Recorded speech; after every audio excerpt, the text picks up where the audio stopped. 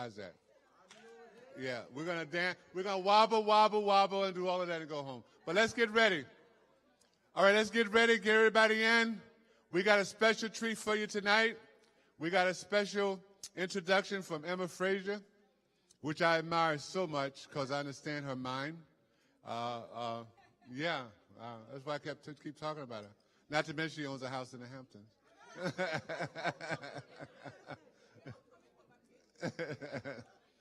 And I'm gonna set it so we can do a retreat out there on one Sunday afternoon, and we'll do a retreat out there and with Irma. Okay, so I think we got enough in the room. The rest of them will dribble in. Irma. Is he ready? Okay. The great and wonderful Emma Frazier Pendleton. Give her a hand.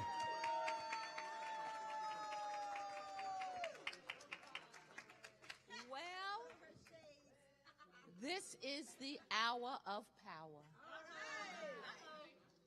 I'm telling you, I want all of you to fasten your seatbelts. My sunglasses broke, but I could not introduce this brother because his power would blind me. And I would not be able to follow the script, so I had to go out and get myself another pair of sunglasses. Because you cannot introduce the second half of this superstar team and let your eyeballs be shredded. You know, just the laziness of this brother. Now, I know him personally, like I know Shay and Trevor. I have mixed them up and combined. They're the Trevors or the Chevers. And they answer to whatever I call them. So what can I say? I guess age has its privilege. And if they ever said that to me, they will be dismissed. Now, Trevor is the other half of the Shay and Trevor team, and he is the marketing guru. He could sell you your own implants after he has rebranded them and convinced you that you could get a better grip with your teeth if he tells you how to market your own bite. But truly, I told my little story the other day how they locked me in a room, and that was really true. I can't even exaggerate it for the sake of my own cryptic humor style. They literally did that. It was basically kidnap, but I never pressed charges. And he really was the ringleader because I didn't meet Shay. It was two other members of the team, but it was really Trevor that assaulted me like that. And I could have brought him up on charges. But I was so afraid because he had me on video camera and he was telling me to smile, and I will never forget, and nobody has ever done this to me other than my own husband. Rest in peace. After we're in the room, he said to me, "Give me your credit card." I said, "The man wants my credit card?" But by that time, I was so afraid of him, I said, "Which one do you want?" And I took Keisha and Eric out to lunch, and I made the mistake to leave Trevor in the room with my credit card and my laptop. And when I came back, this is no lie, we came back about 2 hours later. He had a 62-slide PowerPoint complete. He had rebranded me to the Fire and Ice series, told me what I was going to do for the rest of my life. And he had saved so many domain names from me that it was GoDaddy, Hi Daddy, No Daddy. It was Succeed with Emma, Go Away with Emma. You will never be able to get a domain with Emma in it because he sees them all. So this is a bad brother to the bone. And here's what I like about him. He doesn't have a modest bone in his body. There isn't an ounce of humility. If you call him up at 3 o'clock in the morning, here's how he answers his phone. "Hello, yes. And you say, well, I got that solved. I'll get right back to you. The brother is ADA on steroids. He's brilliant. You don't really want him to change. Nobody give him any medication because we will lose the power of the hour. So without further ado, where is he? Where is he? Is he hiding? Where is the brother? Come on. Where is the brother? I don't see him. Brothers and sisters, Where is the brother? I'm feeling real good because it ain't over. Right before I die, I gotta live out my dreams so I can be what he planned for me. Not just for me, but so they can see much more of him and less of right before I die, I gotta love my enemies, forgive the past and set them free so I can free up the things every blessing God has for me. See, it's for me, not just for you. I had to learn what I've been through. I can't go through that way again. Be hurt by you that way again. It's not the end. no. I used to be afraid to die. I used to be afraid to try. Used to be afraid, I was too afraid of knowing what really looked like. but the sun. But the sun came to give me light. Now I feel like I can touch the sky. I'm ready. If you're ready. If you're ready, get up and live. Right now. Right now. Right now. Right now. Right now. Right now. Right now. Right now. Right now. Right now. Right now. Get up and live. Right now. Right now. Right now. Right now. Right now. Right now. Right now. Right now. Right now. Right before I die, I gotta Change how I think, change how I speak. I'm not the same, so when I speak, you don't hit the blame. No longer weak with no one to right before I die, I gotta come on like you. Take up my cross to count the cost, 'cause I was lost. That's why I praise you. You're the only God, I don't know what they do. but I know I used to be afraid to die. I used to be. I used to be afraid to try. I see y'all, 'Cause I was too afraid of knowing what really looked but here like. comes the sun. But the sun came to give me light. Y'all see it? Now I feel like I can touch the sky. I'm ready. If you're ready. If you're ready, get up and live. Right now. That feels so good. Right now. Y'all gotta behave. Y'all gotta behave.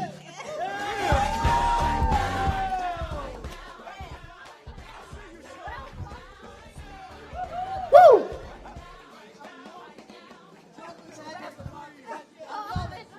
Woo! The chocolate magnet of marketing. Woo! Do you want this mic? Nope, I got a mic. Okay, he got it. Y'all gotta behave. Y'all gotta behave. What's wrong with y'all? Y'all done find the karaoke guy. What's wrong with y'all? Whew. Everybody on your feet.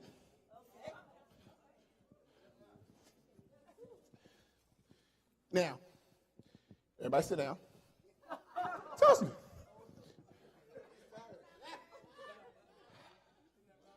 Here's what I want y'all to know. Some of y'all, when I say stand up, this is what you did. Let me demonstrate.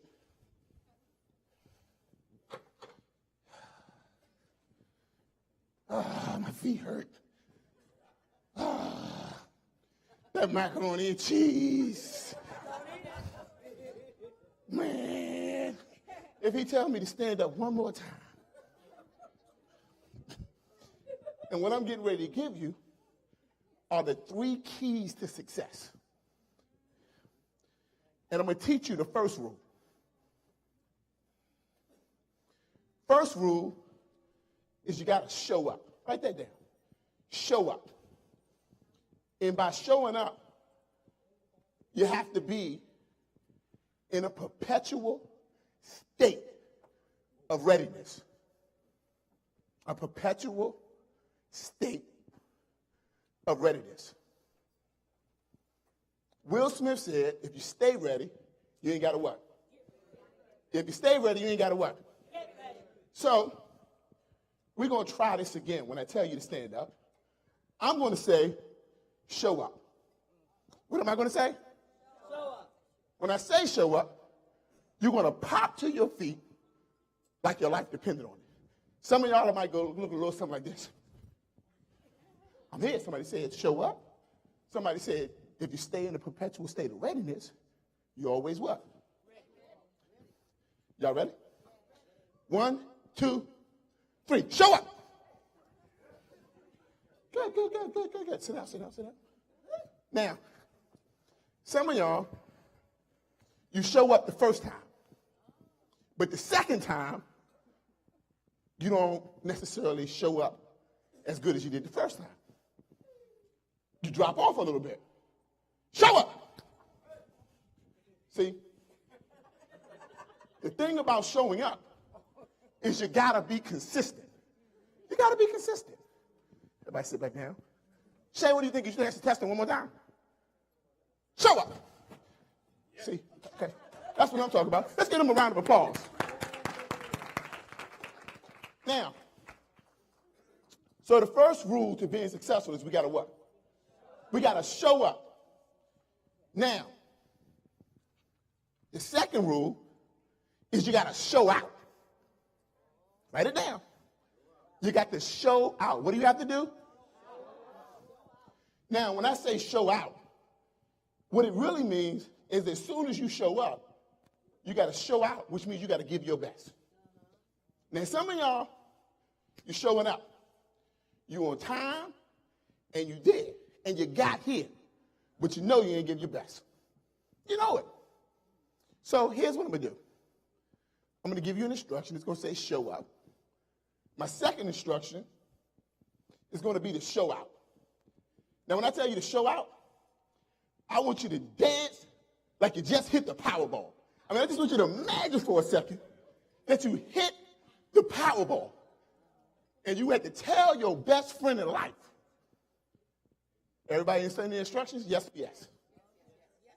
Let's make sure everybody's ready. Show up.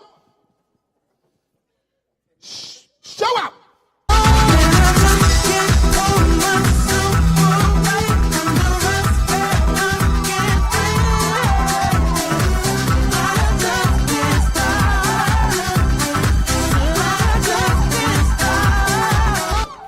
See, Shay, they're not behaving. They're not behaving, Shay. They're not behaving, Shay. Now, y'all got to behave. Y'all got to sit down. They told me, Trevor, it's 9 o'clock at night. Don't start no stuff. I promise you I ain't going to start no stuff. I ain't going to do it. I ain't going to do it, Shay. I ain't going to do it. Now, when you show out, it's you giving your best. And when you give your best, here's the rule. Have fun doing it. Have fun doing it. Make the money dance. Anybody ever see somebody score a touchdown? You ever seen a little kid score a touchdown? What do? Ain't that that's what they do, don't they? So, here's the thing. When you show out, you give your best. Now, how many of y'all know y'all capable of more? How many of y'all know you're capable of more? How many of y'all know that your best is yet to come? Yeah. So even though you said, I'm going to give my best. This is my best dance. No, it ain't. Boss, this is my best. No, it ain't. I'm an entrepreneur. This is my best. No, it ain't. And so here's what I want you to do. Your third instruction to being successful, your command is going to be showtime. Showtime. Now, when I say showtime, it means after you've given me your best, give me more. After you give me your best, give me more. Now, I'm going to tell you, your best ain't going to get it. And you got to accept that. And just when you think you can't go any further, just when you think you ain't got nothing else in you, there's more. So let me give you the instructions. I'm going to tell you to show up. You're going to stand up. I'm going to tell you to show out. You're going to dance. But when I say showtime, you're going to give me everything you got. I mean, you're going to give it all to me. Now, we're just going to give him a quick test, Shay. Before we do the real thing, let's just give him a test. Show up. Oh, I see some of y'all a little bit delayed. Back down, back down, back down. They wasn't ready, Shay. They wasn't ready. What did Will Smith say? If you stay ready, you ain't got to what? I'm trying to get you ready. Part of y'all, part of the group in here, you want to be successful. You want to be millionaires. You want to take it to the next level, but you ain't ready. Show up. Show up.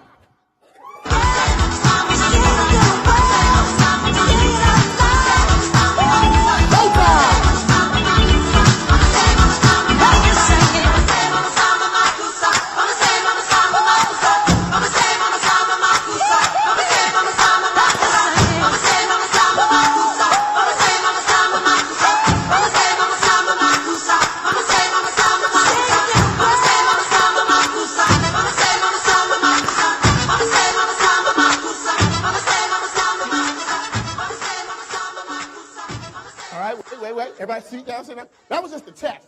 We got to do it for real in a second. See, some of y'all like, oh my God, I'm tired. Me too. Me too. Let me give you the other lesson. When you tired, keep going. Shay, hit somebody up to the lights real quick for me. Shay, I think they're ready for the real test. I mean, the real deal. They hit the Powerball. By the way, the Powerball is really psychological. It's the fact that people want to sign up to win. The question I have for you is why you have to buy a ticket to win? Why do you have to buy a ticket to win? Cut them lights back on it. Now, here's what I'm telling you. You're giving your power away. You're giving your power away. You can win every doggone day. You can win every day. And if you feel like a winner every day, you might do the dance. I mean, you might do the dance. To be successful, you got to learn how to change your physiology. You got to learn how to change the mood when everybody around you is negative. Because there's going to be some naysayers in your business. There's going to be some people that tell you that it can't be done. And what you have to do is you have to be ignorant. I'm too stupid to know that I can't be successful. I'm dumb. Show up. Show out.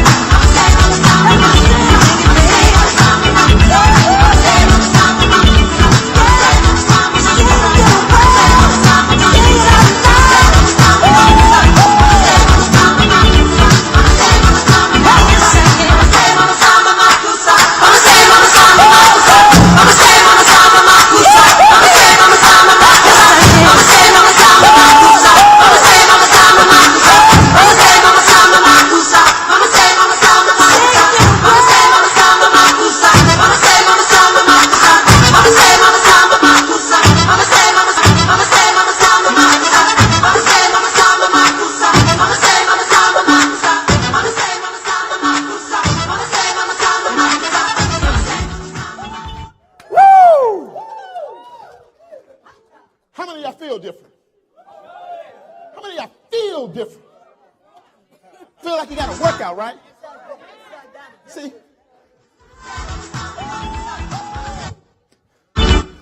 See, Shay said, starting something. You starting something, Shay. They told me that the DJ is not here, Shay.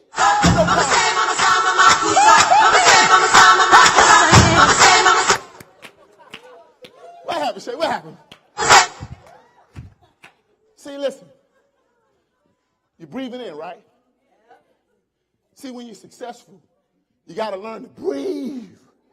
Ah. Don't it feel good? Feels great, doesn't it? Let me tell you something. When you're working at being successful, when you're grinding and you want to be the best, if it doesn't feel like this, you ain't started working. You ain't started working. See, shake.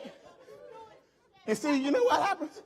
When you work hard, seriously, when you work hard, when you gave your best, and then you gave more, you want to do it again. Shay's ready.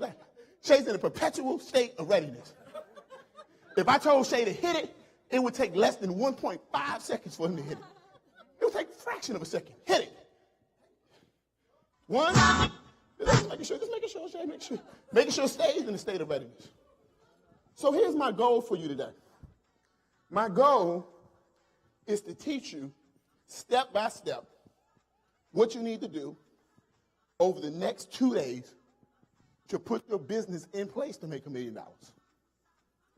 Anybody interested in that? Yes or yes? Yes. I'm going to tell you step by step. The real reason Ali sent the karaoke guy home is because you didn't come here to dance. You came here to make some money. And we're going to show you how.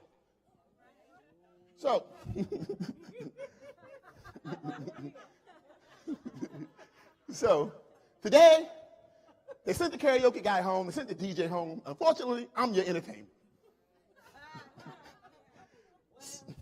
So for those who don't know me, my name is Trevor Otts, and what I do is I specialize in helping people market any business, any product, any service, any mission on any budget. Try saying that one 3 times fast.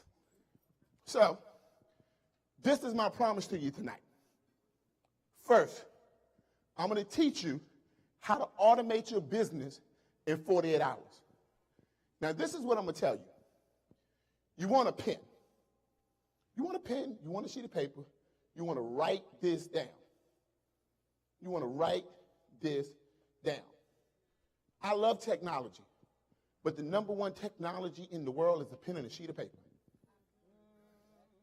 Now, the reason why I want you writing as well as listening, and you never know when I might say show up, you just never know when I might do it.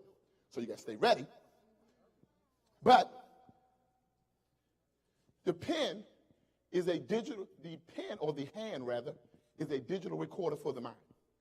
The hand is a digital recorder for the mind. This is how you know this.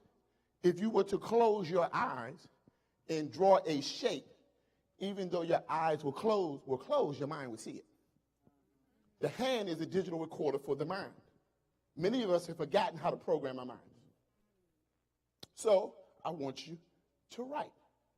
The other exercise is you can see without your eyes. Something all business owners have to learn. So the next thing I'm going to teach you is typically they say that you want to learn how to duplicate your what? Yeah.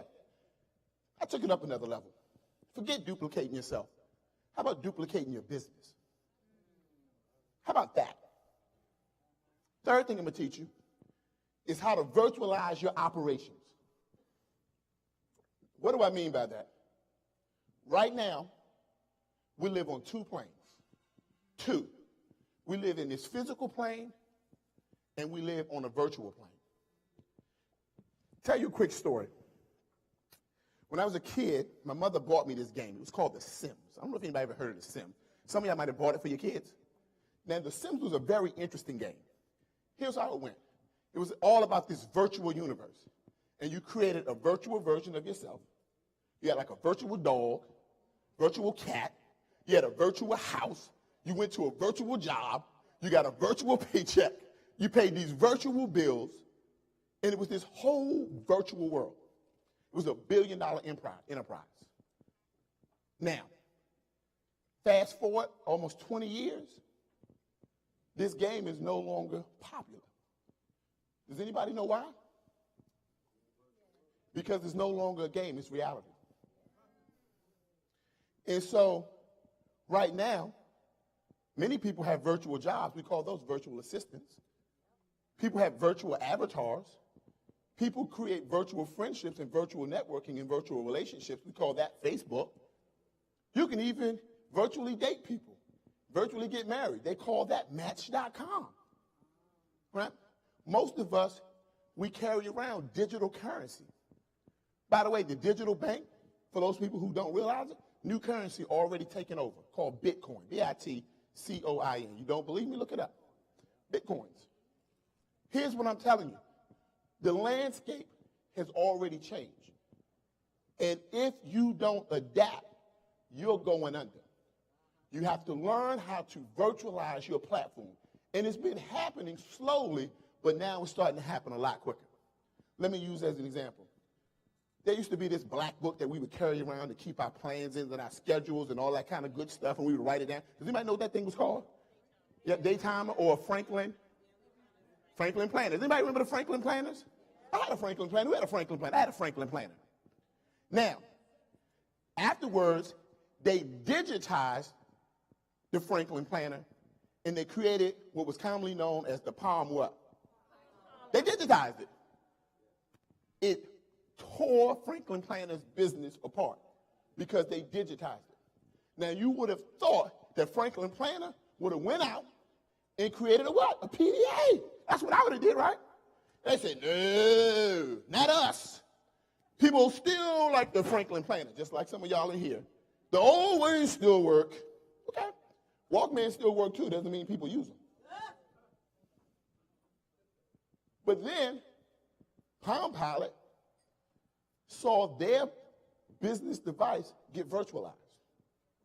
And they moved from these PDAs to what is commonly now known as Google Calendar.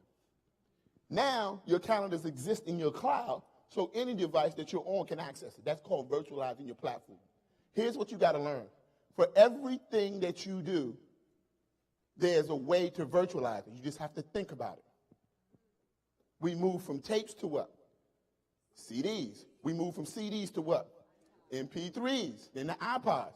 And then after that, all of the music started being stored in the what? Cloud. Virtualized it. Happened in the movie world too.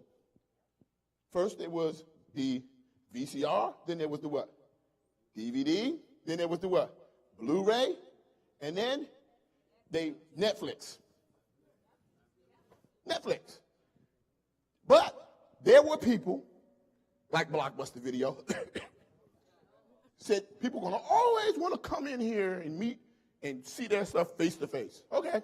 They took that philosophy. Where are they now? It's sort of like, one of my shows I like watching the Where Are They Now episodes. And they got one like for music people, where they say, where's like Smokey Robinson now? You ever seen that? They come on Channel 20. And then they got like one for athletes. And it's like, where are they now, right? Have you ever noticed that whenever they do the Where Are They Now segment, there's always something bad happening to them? See, if something good happened to them, you already know where they are. But when something bad is like, where are they now? I bet you want to know what happened to them. Now, here's the question for you. 10 years from now, where I see your story, and where they be like, where are they now? You know that guy that was the head of the network marketing agency? Where is he now? If you don't adjust, if you don't adapt, somebody will be asking, where are you? So you got to virtualize your operation. So I'm going to teach you how to create a 7-figure business. This is not something I heard. This is something I did. You can't take a person a place you ain't been. Period. So we all got struggles. I got my struggle. There's your struggle. There's our struggle. So the first struggle that we all have is typically as entrepreneurs, we feel overworked. We feel underpaid. Most of us, we just working. We're giving it what we feel is our best, and we still don't feel like we're being paid enough. Many of us have inconsistent revenue, but like it goes up, it goes down, it goes up, it goes down. The reason why we don't want to quit our job, because we're not for sure how long we're going to stay up. You follow me? And so what we got to do is get up there, which everybody in here will do, but we got to learn how to stay in flight. It's just like riding a bike. When you first ride it, you fall down. You ride it again, you fall down. And I remember I was like, oh, I'm going. And then what happened? I fell down because I couldn't figure out how to stop. But the more and more you do it, the longer and longer you learn how, the more and more you learn how to stay in motion. So we're going to teach you that. And then the number one thing that I think we all do is I think many of us turn ourselves into employees. Now, I'm going to tell you, we signed up. We said we're going to be the CEO of our business. We said we're going to run things. But at the end of the day, we really turned ourselves into employees. And I'm going to tell you, I was the first person who was guilty of it. I was born with a computer literally in my crib. My mother was a computer programmer.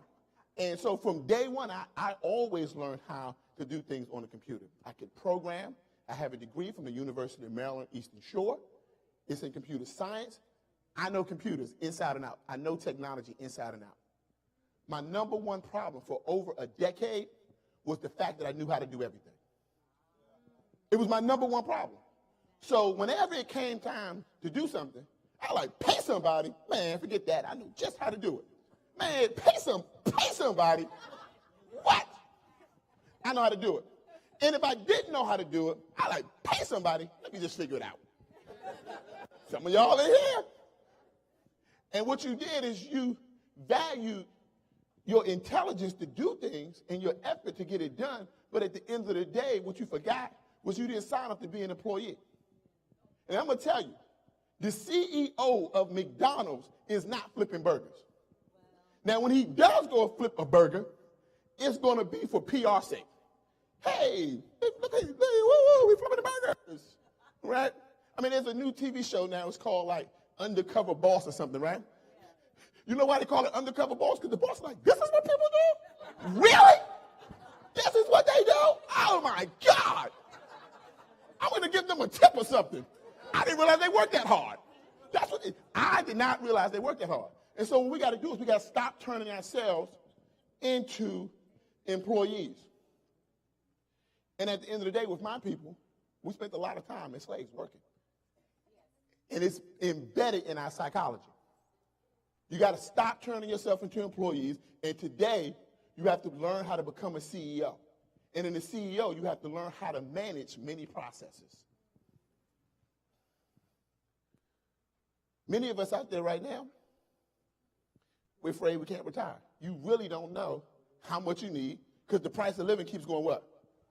So you keep trying to like, let me get some more because I don't know if I'm going to have enough. Some of y'all out there right now, you're like, some of y'all, the reason why you got into network marketing, because you had a job, but you wasn't for sure if that was going to be enough. You heard all the horror stories. So this presentation is for people who are afraid that they can't retire. And I know what that feels like. It's scary and it's frustrating. It's frustrating because you don't know if you have enough. It's scary because you don't know what tomorrow looks like. And if you don't stop now, some bad things are going to happen. You don't make a U-turn, here's what's going to happen. Let me tell you the first thing that happens. You lose your health. Now, I'm going to tell you, some of y'all know what it feels like to lose your health. You're talking about strokes. You're talking about heart attacks. We're talking about just pure stress. And what difference if it makes if you make all this money, you gain the world, but you lose your life? So today, I'm here to give some people back their health. And on a more serious note, you lose your family. It's really interesting. I made my first $1 million in real estate. As a real estate agent, here's the thing that all real estate agents know across the country. The number one thing that we specialize in is not selling people houses. But the number one thing we specialize in is marriage counseling. Because the majority of the houses that we are selling is somebody who is splitting up. And there's the guy that's like, I gave you everything you wanted. I worked hard, but you were never home. Your kids hate your guts. Why? Because you were never home. And so if you don't start virtualizing your platform, learning how to become a CEO, learning how to manage processes, you'll lose your family. And then this is what happens. And you've seen this. You get into this career that you say you love. I mean, you love it. I mean, you don't see yourself ever doing anything else in life. But somewhere along the line, you start to lose your passion. You don't feel like getting up. You don't feel like being bothered. The things that you used to do every day start to annoy you. And let me tell you why that is. It's because you ain't growing. And I'm going to tell you, I don't care how much you love anything. If you continue to do it without growing, you will lose your passion. So there's a better way. So I'm going to teach you today 7 steps to turning your business around. So let's get to it. Step number 1. There's a new movie coming out. It's coming out in a couple of weeks called Noah's Ark. Right? Now, anybody in the audience familiar with the story of Noah's Ark? Anybody? Anybody? Okay. Hey. Tell me about the story. Give us the Reader's Digest. Bring me the microphone. I'm going to have her give me the Reader's Digest version of Noah's Ark. Yep. Is this it right here? Mic check, mic check. Mic check, mic check. Is it on? I think it's on. So give me the 1-minute version of Noah's Ark. Noah's Ark. All of a sudden, there was going to be a flood. And he went out and told everybody, there's going to be a flood. I like her. They looked at him and said, ha, that man is crazy. And so he said, I got to build an ark because there's going to be a flood. And in a few days, the whole earth's going to be gone. And they said, no, he's crazy. Look at him building that ark.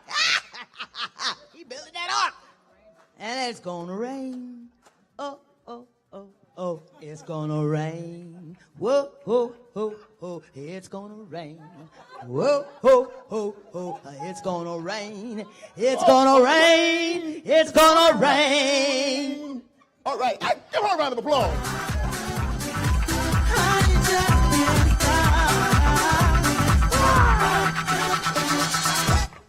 Wow. Hey, Shane, I hope you got her on camera. Get her a release. I want to use her. Hey, you go anywhere I go. Just tell the story of Noah. So I was thinking about Noah one day. I was just sitting around. I was just thinking about Noah's Ark. And I had this revelation. And here's what I realized. There's no way that Noah could have built the ark without first seeing it in his mind. I'm going to tell you, there is no way that Noah could have built something that he had never seen before. There's no way. Right? He didn't even know. They said it's coming. I'm just going to build it. Ain't no way that he could have built something that was going to save mankind without first seeing it in his mind. And many of your businesses and many of your products and many of your services, you're doing it because in your mind you're trying to save mankind. And you can't do it without first seeing it in your mind. You can't be successful without first seeing it in your mind. One day I was in a session like this, and there was a scholar stood up, and he said, he didn't see it in his mind, Trevor. God told him. I said, okay. I said, he gave him a what? Vision. What is that? He could see it in his mind. Here's my question for everybody in here. Write it down. How you going to be successful? How you going to build it if you cannot see it? How you going to build it if you cannot see it? So then, Emma, you know how God is. Sometimes he just wake you up in the morning. And I said, I got the story. He said, no, you don't have the story. I said, really? Okay, I'm all ears. I'm all ears. And here's what came to me. What do you think Noah did right after he got the vision? Who said took action? Who said took action? Raise your hand if you say he took action. Okay? Here's what I'm going to tell you. That's not the next thing he did. And I'm going to tell you, many of us do exactly that. We get this vision, like, whoa, I got the vision. Yes, yes, yes. I got the vision. And I'm going to run with it. Right? I'm passionate. I take action. Right? Action, action, action. The universe rewards those people who take action differently than those people who what? Do not take action, right? But that's not the first thing he did. He wrote it down. Yep. He wrote it down. He got a team. He wrote it down. He put together a plan. They might have called that a blueprint, right? They might have called that your business plan. See, some of y'all want to take action without coming up with a plan. And I don't care how hard you work, if you work hard without a plan, you will fail. If you work hard without a plan, you're gonna fail. So at the end of the day, you have to resist the urge that once you get fired up, once it's down on the inside of you, I see it all the time. Like, I got this vision. I'm ready to start this business. They need it, Trevor. And I'm ready to do it. I'm ready to take action. It shows up in different ways. You come to conferences, and you're like, I'm fired up, I'm fired up, I'm fired up. I need it. Swipe. Give me your credit card. Swipe. I see it all the time. I say, look at them. Oh, they got the money out, Trevor. Swipe. You don't even know how you're going to use the plan. Swipe. I mean, I just watch them. Let me tell you something. You should invest. You should. But before you take action, God knows have a plan. That's the next step. Now, after he came up with the blueprint, the next thing he had to do was acquire the resources. But he acquired the resources to fit the what? Plan. See, it's easier to know what you should spend your money on when you have a what? Plan. And then after that, he took what? Action. Well, of course, he had a team and things like that. The resources, acquiring the right people, the right mentors, the right coaches, the right utensils, the right technology. Then he took action. 4 steps. 4 simple steps. First, seeing it in your mind. Then, writing it down. The plan. Third, acquire the resources. 4th, take action. That's all you got to do. So that's step 1. Everybody got step 1? Yes or yes? Step 2, build a team. You will not cross the 7-figure barrier, the 8-figure barrier, the 9-figure barrier, the 10-figure barrier without building a team. The problem is you see some people do it and you figure that it can be done, but it's just like in English, I before E, except after what? It's an exception, not the rule. So you have to build a team. My question for everybody today is who's on your team?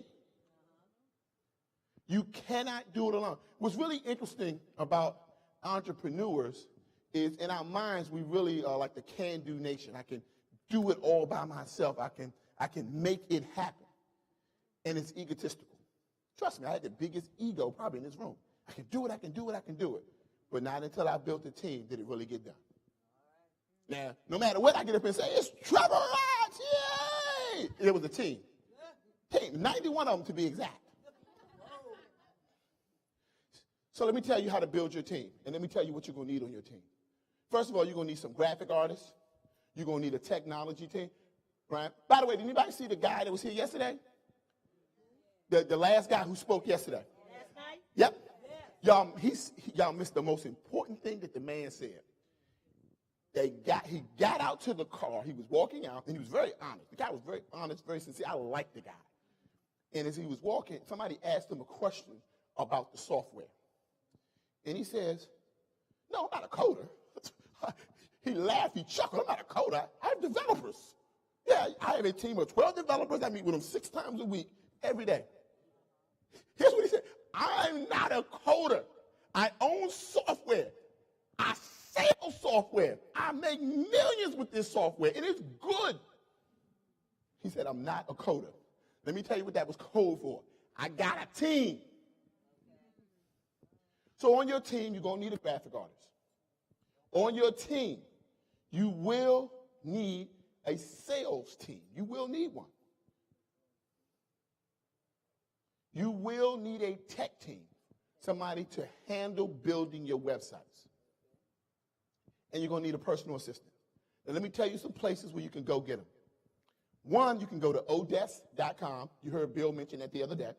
You can go to elance.com. Or, here's another one. People don't use as much, but it's really good.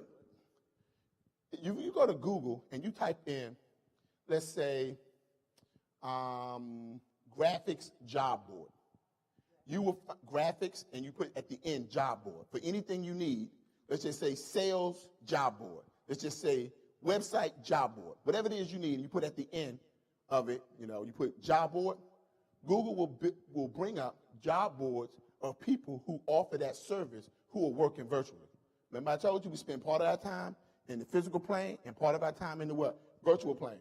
If you don't believe me, if it wasn't for the fact that you can't get internet in here right now, half of y'all would be on your computers and laptops right now.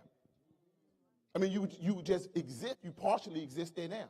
Studies show right now that people under the age of 45 actually spend more time in the virtual world than they do the real world. So you got to be able to compete in this new world. They're talking about compete globally. Forget that. You got to be able to compete in a whole other world. Globally is feet on the ground. You're talking about virtually. There ain't nothing you can touch. So you got to learn how to do this. Now, let me give you some secrets. I want to go a little bit more. I want to go beyond some surface level stuff because most of y'all know about Elance and things like that. Listen, many of the people that you're hiring come from other countries. And they have a different cost of living. So the cost of a service in one country may be different in another country. And different countries highlight different areas and have specialties. It's not always the case, but most of the time this is the case. If you are looking for graphic artists, you are probably looking to hire somebody out of the Eastern European bloc. Right? Graphic artists, to a full-time graphic artist on your team is going to run you about $400 a month. That'll be 40 hours a week, 5 days a week. And some of the best graphic artists are coming from there, also from Mexico. Write it down, just telling you how to hire. Some of y'all are like, I need to hire somebody. Listen, everything has a plan. If you are looking for software developers, you're also looking out of the Eastern European bloc. Russia, Europe, things like that. So you're looking for, Shay, where's Elam from? He's not the Ukraine. Where's he from? I keep forgetting his country. I got it on my phone. Yeah. Don't worry about it. The point I'm making is he's from the Eastern European bloc, and anytime we hire somebody, we're really looking in that area. Now, that's for your graphic artists. For those who need virtual assistants, typically your virtual assistants, you live in the United States, so the common language in the United States is what? English. So a lot of times if the majority of your clients are English-speaking clients, you probably need somebody who speaks English well, right? Well, one, if you're looking for a virtual assistant, they're going to be communicating with your clients who likely live here. So you probably want to hire out of the Philippines.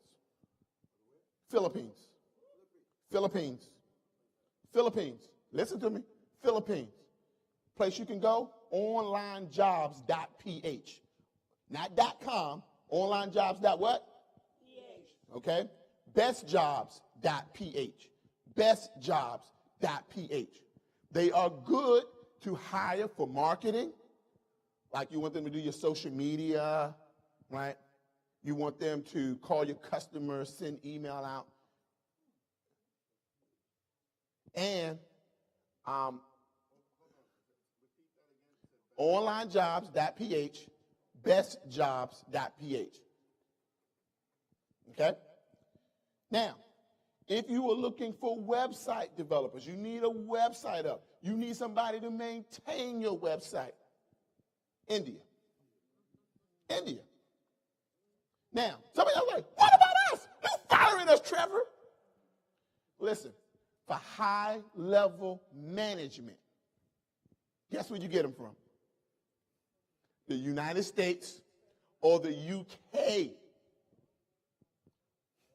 So at the end of the day, you didn't lose a job, you got a promotion. So some of you're like, okay, I'm ready to manage all these people.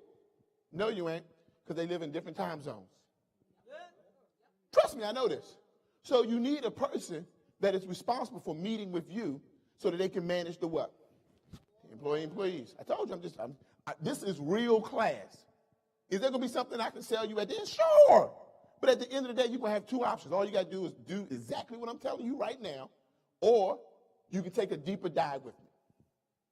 Now, let me give you one of my golden secrets. This is one I rarely even teach. virtualstafffinder.com. Some of y'all don't want to be bothered with checking their credentials, seeing if they know what they're doing. It's just like a hiring bureau. What they do is they vet the people, test the people, make sure that they're qualified to do the job that you're hiring them for, handle the negotiations, and you just go to virtualstafffinder.com. I would go there. Some of y'all like me. You want to go the hard way. I'm on the interview. Me, Trevor, I'm going to go to Virtual Staff Finder. I used to be the other person. Everybody got that? All right. Step number 3. You got to build your brand. There's probably nothing as important as what I'm getting ready to tell you about right now. You got to build your brand. Here's what I want you to know. People don't buy products and people don't buy services. They don't. At the end of the day, they buy the brand. They don't buy products. They don't buy services.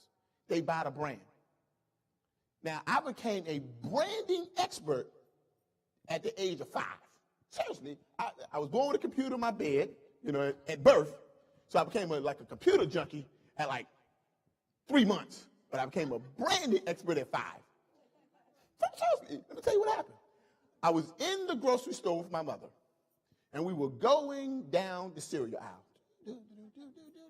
Going down the cereal aisle, and all of a sudden, I just started going crazy, like, oh, cereal everywhere, cereal here, cereal there. Then I said, oh my gosh, look, mommy. And I started going cuckoo for what? Right? I'm like, oh my gosh, mommy, I gotta have it. But then I saw my favorite cereal, my favorite cereal all time. It was the Fruit Loops. I said, oh, Mom, I got to have these Fruit Loops, Mom. I started going apoplectic. Please, Mommy, please. And see, it's your kids, right? So my mother, she reached out with her left hand, and it was going and going to the Fruit Loops. But then I noticed that it started slowly dropping, and it landed on the Fruity O's. I said, oh, Mommy, oh my God, no, please, Mommy, please. I begged my mom, I said, please. I became a Christian that day. Because I think God heard my prayer. He heard me pray for Fruit Loops. When you're a kid, you pray for everything. Fruit Loops! So my mother reached out with the other hand, and it landed on the Fruit Loops. I'm like, oh, God is an on-time God. I remembered all the Sunday school lessons and everything my mother said then. Yes, he's an on-time God, Mommy. But I noticed something. She didn't let go of the Fruity O's. So I'm thinking to myself, I'm a 5-year-old kid. I'm like, here's my 5-year-old logic. Maybe, just maybe, the Fruity O's are for her.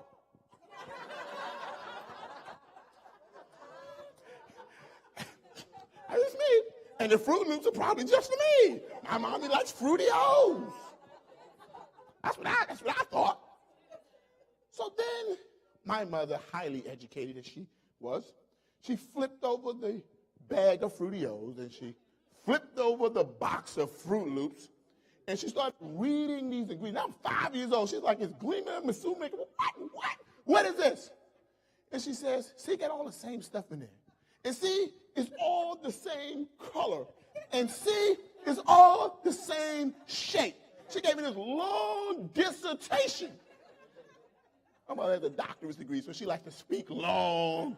And I'm sitting there for 5 minutes. And after 5 minutes, she asked me the question, now, son, which one do you want? And I paused. I contemplated. I wanted my mother to know that I gave a lot of thought to my decision. I knew that my answer might hinge on me getting the right cereal. So I said to my mother, I stood up, Mom, I'll take the Fruit Loops. You can have the Fruity O's for yourself. That way we both get what we want. I gotta behave. So I learned the most valuable lesson of my life, that people don't buy products, people don't buy services. At the end of the day, they buy the brand. And the brand represents... I am Cocoa for Cocoa Puffs. I am Cocoa for Cocoa Puffs. Cocoa for Cocoa Puffs. Cocoa Puffs cereal, the chocolatey part of a good breakfast. And see, the brand represents what you want people to feel, what you want people to think, and what you want people to say. That's your brand. Your brand represents what you want people to feel, what you want people to think, what you want people to say. Just imagine for a second, what if your brand was so powerful that I'm 41. 41 years later, I still remember that people go cuckoo for what? When's the last time one of y'all had a box of Cocoa Puffs? The brand is so powerful, 40 years later, they still remember the saying. Let me ask you a question. 40 years later, what will I remember as the tagline about your product? What will people think about it? What will people feel about it? Let me give you another powerful brand. I went to, I guess like nowadays, you kind of have these like baby showers where the men get invited. I don't know where that started. I hate getting invited. Oh, I got to show up. So I'm there. And they're like, all these gifts is like big, super humongous gift, like here. And then, you know how they got the gift table? And it's gifts stacked everywhere. I mean, every gift seemed bigger than the last gift. I mean, and I hate going to these things because I feel pressure. I feel under pressure that I got to go get a big gift. I'm like, well, don't matter how expensive it is, just try to get something that's big and put a bow on it.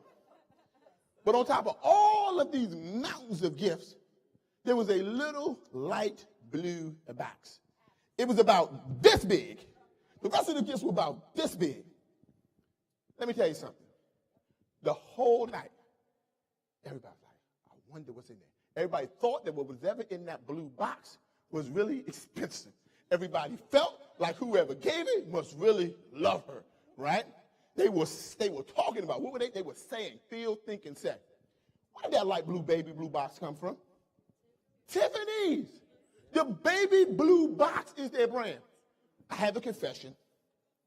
One time, I had a girlfriend, and I went to Hex, and I bought an earring, and I went on eBay, and I bought a baby blue box. I did it. I'm sorry, Emma. I did it.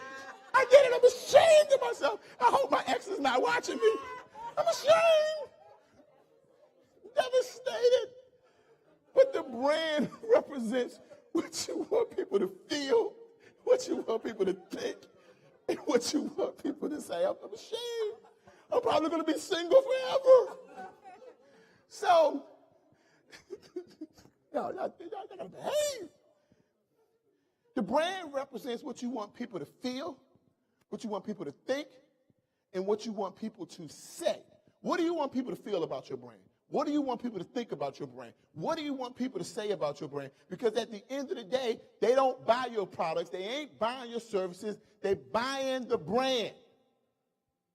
Let me give you a secret. Is there anybody in the room that feels overworked and underpaid? Go ahead and raise your hand. Seriously, raise your hand. I want to know. Listen, I'm going to tell you how to fix. Raise your hands so I keep them up. Listen, let me tell you your answer. Let me tell you how to fix this. If you feel overworked and underpaid, you got a branding problem. Not a work hard problem. You got a branding problem. It means that you're not being paid enough for what you do. And the way that people determine how valuable your product is through your brand. They use the brand to assess value in the products and services that you offer. Build a better brand, get paid more. Build a weaker brand, get paid less and work harder. First thing you got to do when you start getting your business together is work on the brand. Just saying. Y'all still ready? Show up!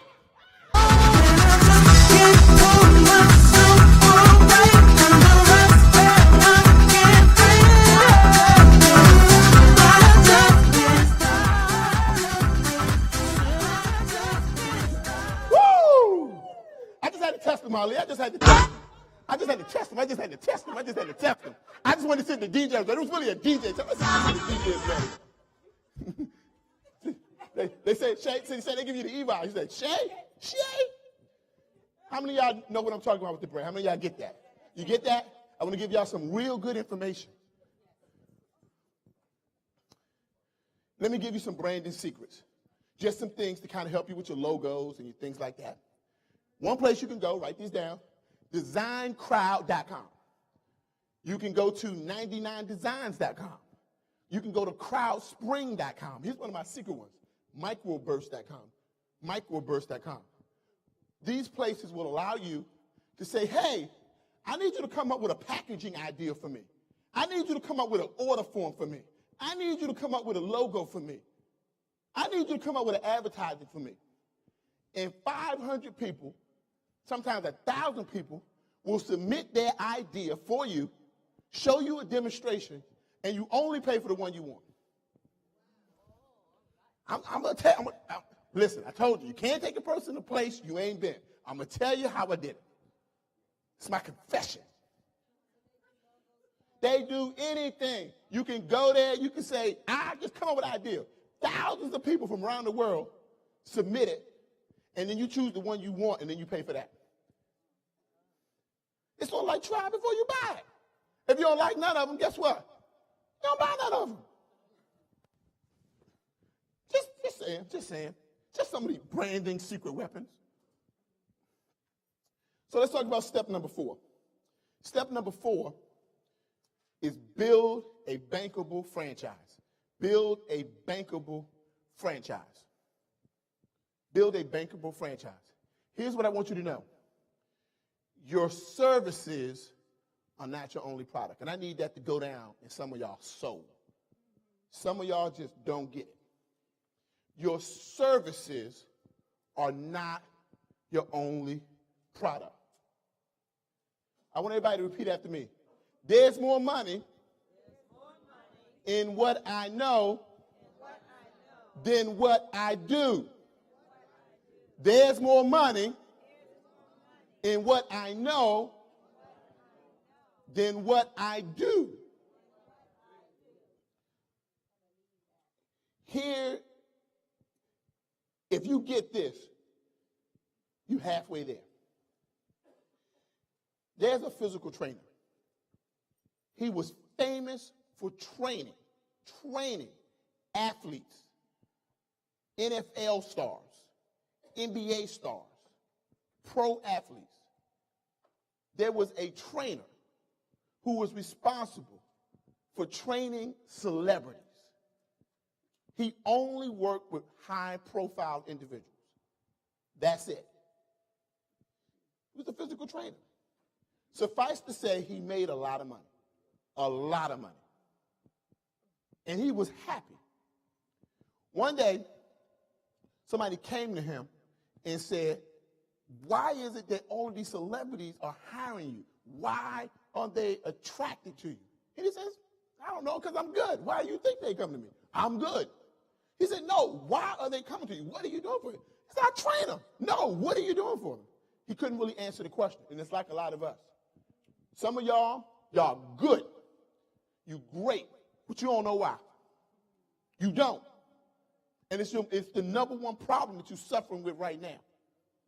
Let me give you a study. There's a book called, matter of fact, I'll look it up. Shay, matter of fact, look it up on my phone.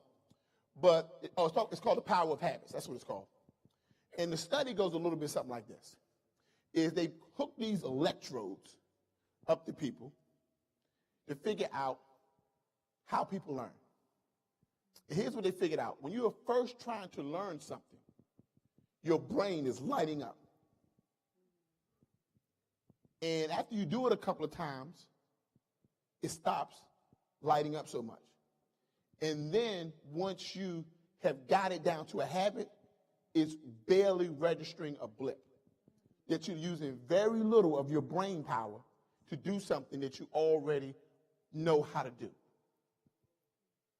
And they call that being subconsciously competent.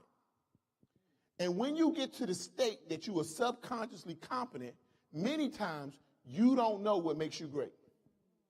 And so what starts to happen is you start to put your value in the servicing, and you start putting your value in what you do rather than what you know, because you've forgotten how you know what you know. And so what you start to do is you package the service rather than the knowledge. By the way, that physical training, his name was Billy Blanks. What did he create? Tybo. There's more money in what you know than what? Yeah. And so what you have to do is you got to learn how to package your knowledge. And we see people do it all of the time. My mother had a cookbook in her kitchen, and it was red and white with checkers, like a checker box. What was it called? You know what she did? She packaged what she knew. She knew how to what? Everybody knows how to do something. You just got to learn how to package it. She knew how to cook. She packaged it. Some of y'all got to start packaging your knowledge. You got to monetize your knowledge as well as your service. Now, let me just debunk a myth. Because I've heard people say, you don't want a job. Jobs are for idiots. Listen, the first thing God gave man was a job. That's it. He gave him a job. So whenever you got a job, it's a blessing. You got a job, it's a blessing. And I don't care whether you're an entrepreneur, CEO, I don't care if you run Facebook or work for Amway. It's still a job. And if you got one, it's a blessing. Round of applause for all the people who got jobs out there. I got a job. I got me a job. I got a job, Shay. I got a job. So I don't want you to think that you shouldn't be working. But you work as a mechanism for perfecting your knowledge. You work as a mechanism for perfecting your knowledge. But once you know something, you got to take the next step, and you got to package the knowledge. Think Netflix. Think Netflix. Here's one way to package your knowledge. Netflix. What is Netflix? Nothing more than a membership portal. It's you put in your login name, you put in your credentials, and you get to access their video library, your content. So for many of you, you know something, package it in some videos, set it up just like Netflix. We call that a membership portal. Write that down. I need to set myself up a membership portal. Right? It's really interesting is that Netflix was not all that smart. They just said, hey, we're going to package what we know. We know how to get people. We know people want movies. I'm going to package it up. You got to package your knowledge. So one way, if you want to write this down, is I need a membership portal. Everybody under the sound of my voice, you need to have a membership portal. Portal. P-O-R-T-A-L. Portal. Membership portal. Some of the products that you can use to create those membership portals: wish lists for members, wish lists for members, wish lists for members. Now, some of y'all are going to be crazy. Y'all going to go, I'm going to get wish lists for members. I'm going to build it myself. Going back to the employee, come back.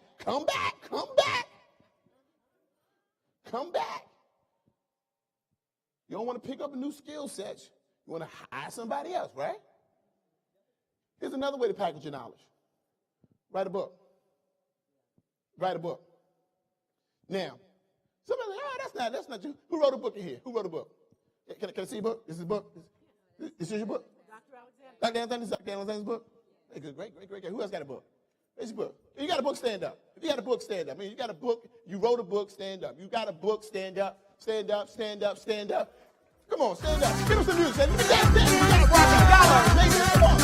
Hey, y'all are amazing. You got to believe it. You're amazing. Now I want to take it to the next level for you. I've read some great books.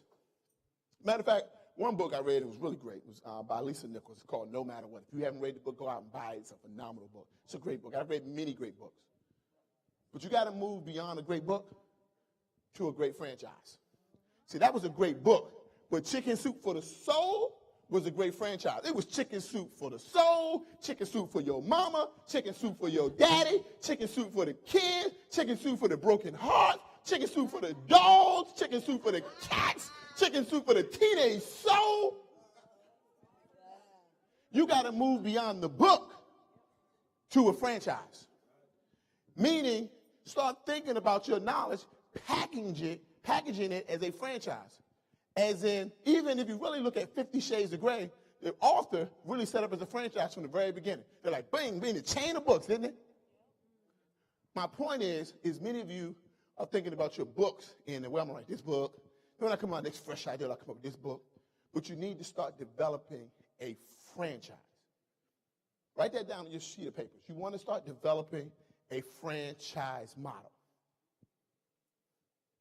And if you start, as you guys start going to the different bookstores now, here's what you're going to notice.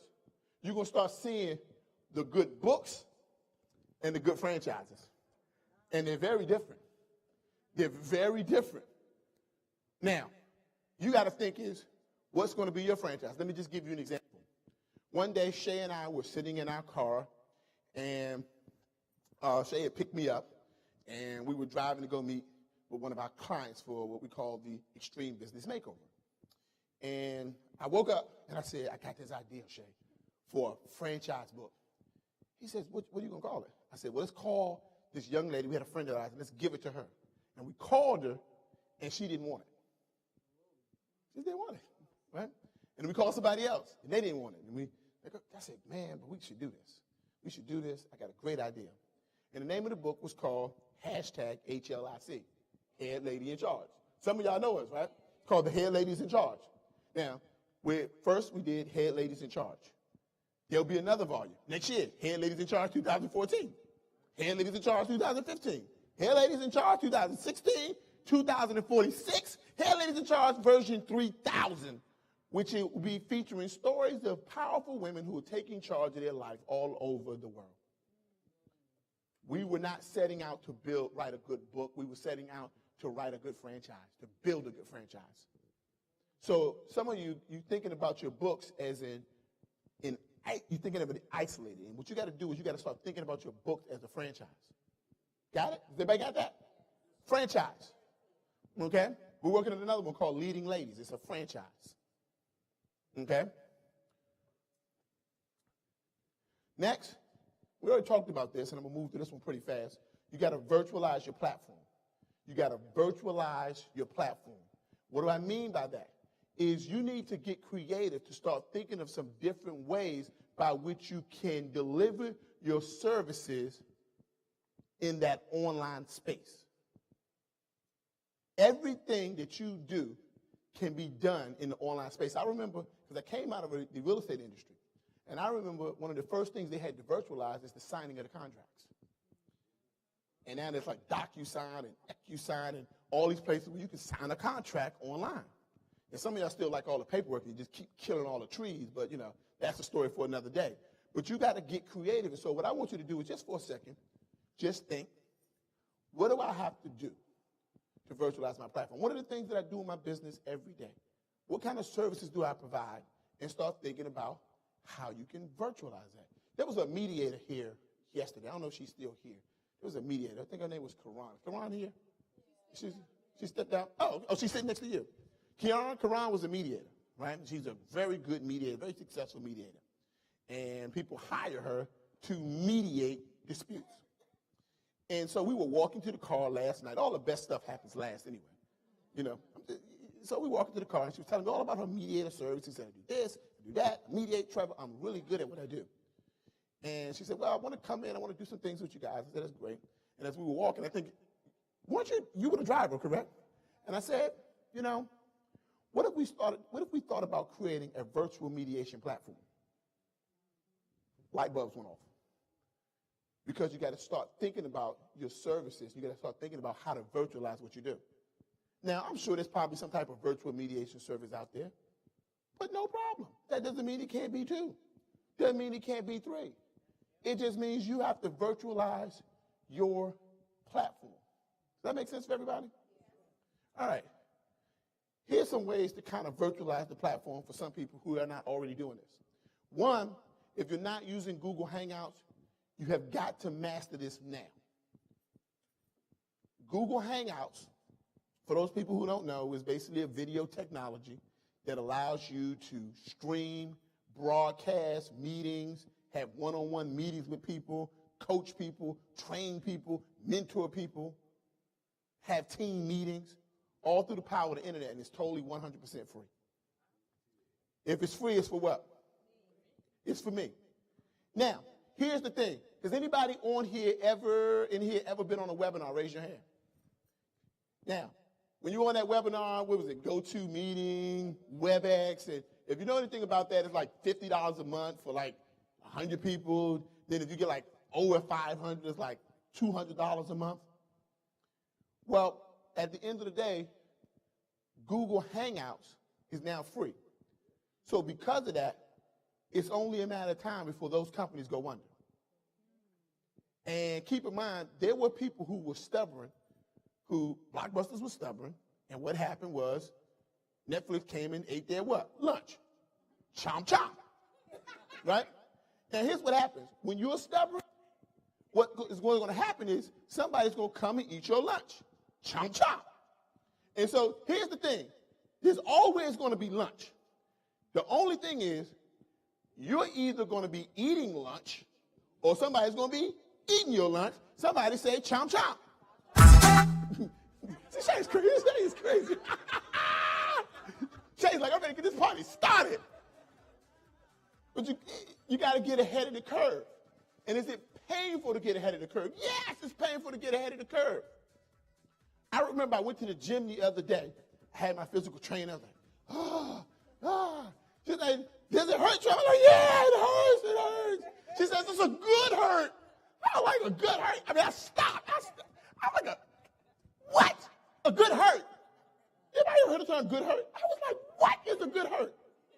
Physical trainers, you know, they say it's a good hurt. Feel the burn. I was like, it burns. You feel it. It's a good hurt, Trevor.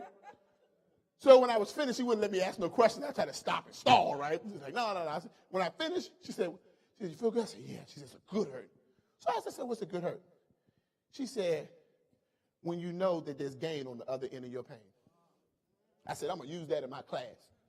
When there's pain on the other end of your gain. So what I'm telling you is that the use of these technologies is going to be painful. It's going to hurt. But it's a good hurt. It's a good hurt. You know, just like when you were in here, like, oh, I feel it. It's a good hurt. So I want you to be prepared. See, some of you are like, well, I want to do it, but as long as it didn't hurt. Listen, I'm going to tell you right now, it's going to hurt. Did it hurt, Emma? It hurt. Didn't it? It hurt. It hurt. It hurt. It's going to hurt. It's okay. Your kids were born in the internet age. I was born on the cusp. I was born in the era before the internet existed and born in the era of when the internet was created. Your kids were born in the era where it always existed, right? Because I'm born on the cusp, I see the benefits of both generations. Here's the benefit. Your kids know how to use it. You have the wisdom to use it. It's easier for me to teach you how to use technology than it is for me to teach a kid how to have enough wisdom to correctly apply the technology. You already got the wisdom. All you need is the what? Technology. First technology you need is Google Hangouts. Everybody should be doing Google Hangouts. I don't care. Meet with somebody, sign up. They're like, hey, I'm calling you. We're going to hang out on Google.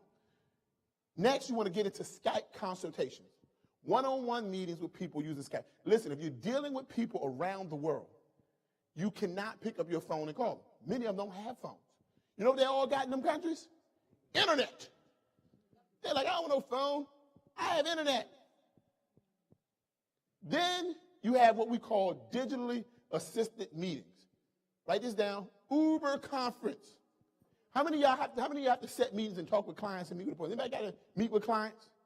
Meet with appointments, meet with people, things like that. Okay, got some coaches, some trainers in there. You want to use Uber conference. Why? It's like a virtual, like a virtual assistant, a virtual secretary. Here's what happened. I schedule a meeting with Emma, right? Normally, maybe I have my assistant call Emma and say, hey, Emma, make sure you're on the call at 6 o'clock. You and Trevor have a meeting. One, that's going to be expensive. Number two is I call her a reminder. I send her an email reminder. I send her a text message reminder. And then when the call happens at 8 o'clock, I wait for her to call into the conference line, right? Then if she doesn't call in, I get annoyed, I get frustrated, and depending on my financial situation, I call her or don't call her. If I'm eating steak, I don't call her. I'm a professional. If it's a tuna month, hello, I know you went on the call. What's going on? What's going on? But then there's Uber conference. You put it in there. It calls Emma at 6 o'clock. It calls me at 6 o'clock. It sends Emma a text message at 6 o'clock. It sends me a text message at 6 o'clock. It sends Emma an email at 6 o'clock. It sends me an email at 6 o'clock. All happen on automatic pilot. And if Emma doesn't show up, it sends Emma an email that says, Trevor was there, you didn't show up. It sends Emma a text message that says, Trevor was there, you didn't show up. Right? Uber conference, U-B-E-R conference. I'm giving you the golden nuggets. This is one of them midnight sessions. We do not teach this stuff in the middle of the day because one is we normally charge people like $5,000 to sit in this kind of class. Uber conference. You don't have an Uber conference? Line, get one. It's your digital assistant. I think it's $9 a month. Pay it. It'll make your meetings go a lot smoother. One day you're going to forget you had a meeting. Uber's going to call you. Oh, I forgot I had a meeting. Hello? The other person's going to answer the other line. It's going to connect you automatically. So Hangouts, Skype consultations, digitally assisted meetings. Go ahead and start doing it. Okay? And Shay, I think, let me see. See if it'll click. What we got? Are you frozen, Shay? No problem. You got to restart, Shay. Go ahead and restart. No problem. All right. Now, let me just kind of give you some tips as we're kind of going through. And Shay, don't worry. You can take it all the way down and just bring it all the way back up. It's in the PowerPoint folder. There you go. All right. So as we're talking about moving into this digital space, and we're talking about Skype, and we're talking about Google Hangouts, and all of the things that you can do with it, one of the things I want you to do is I want you to realize is the internet right now is very much like the gold rush in California. It's very much like the race to the moon. And here's what's really interesting is that right now we're allowing ourselves to be dictated to by people who are getting there first. And because we lack the understanding, we don't really know whether they're telling us the truth or not. And you're going to have to get out there yourself and find out what's true and what's not. You cannot depend on somebody else for your truth. Everybody follow that? Now, here's what I want you to realize is that as you're kind of coming through and you start realizing all of these different things that are happening, is that one, right now, everybody should be producing online content. Write this down. You should be producing online content. And capital T-R-E-V in 3 twos. Okay? No. Shay's asking me a question.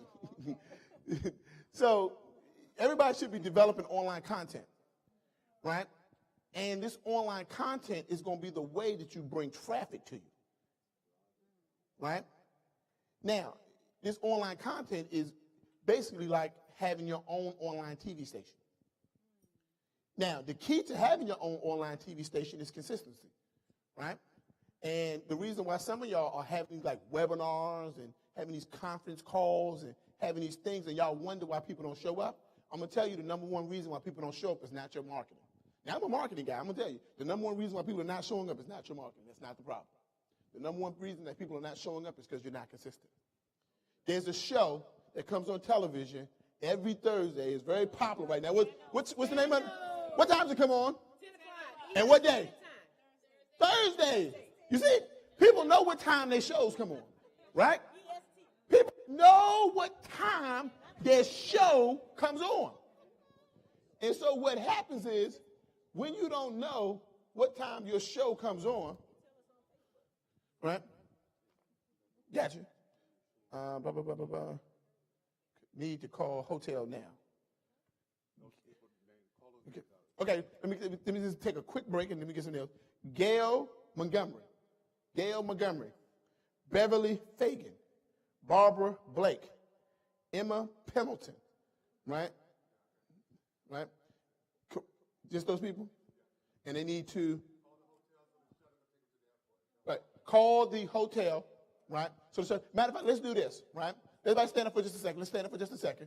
Right, what we're going to do is we're going to listen to me, because I'm telling you, we're going to get down to business. I do not, normally in these type of sessions, I usually want a check for $5,000. And I'm going to take y'all through until I finish. Now, I don't know if it's going to be 2 in the morning. I just don't know. But I'm going to make sure I'm going to give you the real steps. So what I'm going to do is I'm going to give you exactly a 5-minute break. What time is it, Shay? How long did I say? Now, I'm going to tell you, in 5 minutes, I'm going to be starting whether you're here or not. 5 minutes.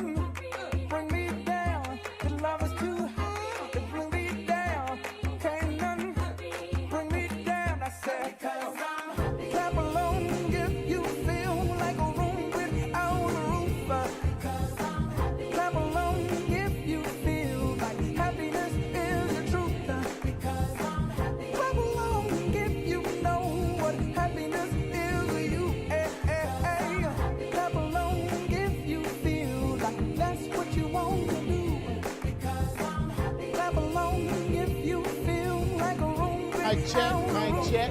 All right, we're going to get ready to get started. All right. Who's that? Woo! Y'all got to behave. Y'all got to behave. Go ahead, We're grab getting your started seats. in a minute. We'll be getting started Grab in your a minute. seats, grab 1 your minute, we'll be seats. starting back up. All right, grab your seats, grab your seats, grab your seats. Woo! Grab your seat, grab your seat. We're going for a ride. Grab your seat. So just get started, Shay. Just get started. All right, so let's go ahead and get started.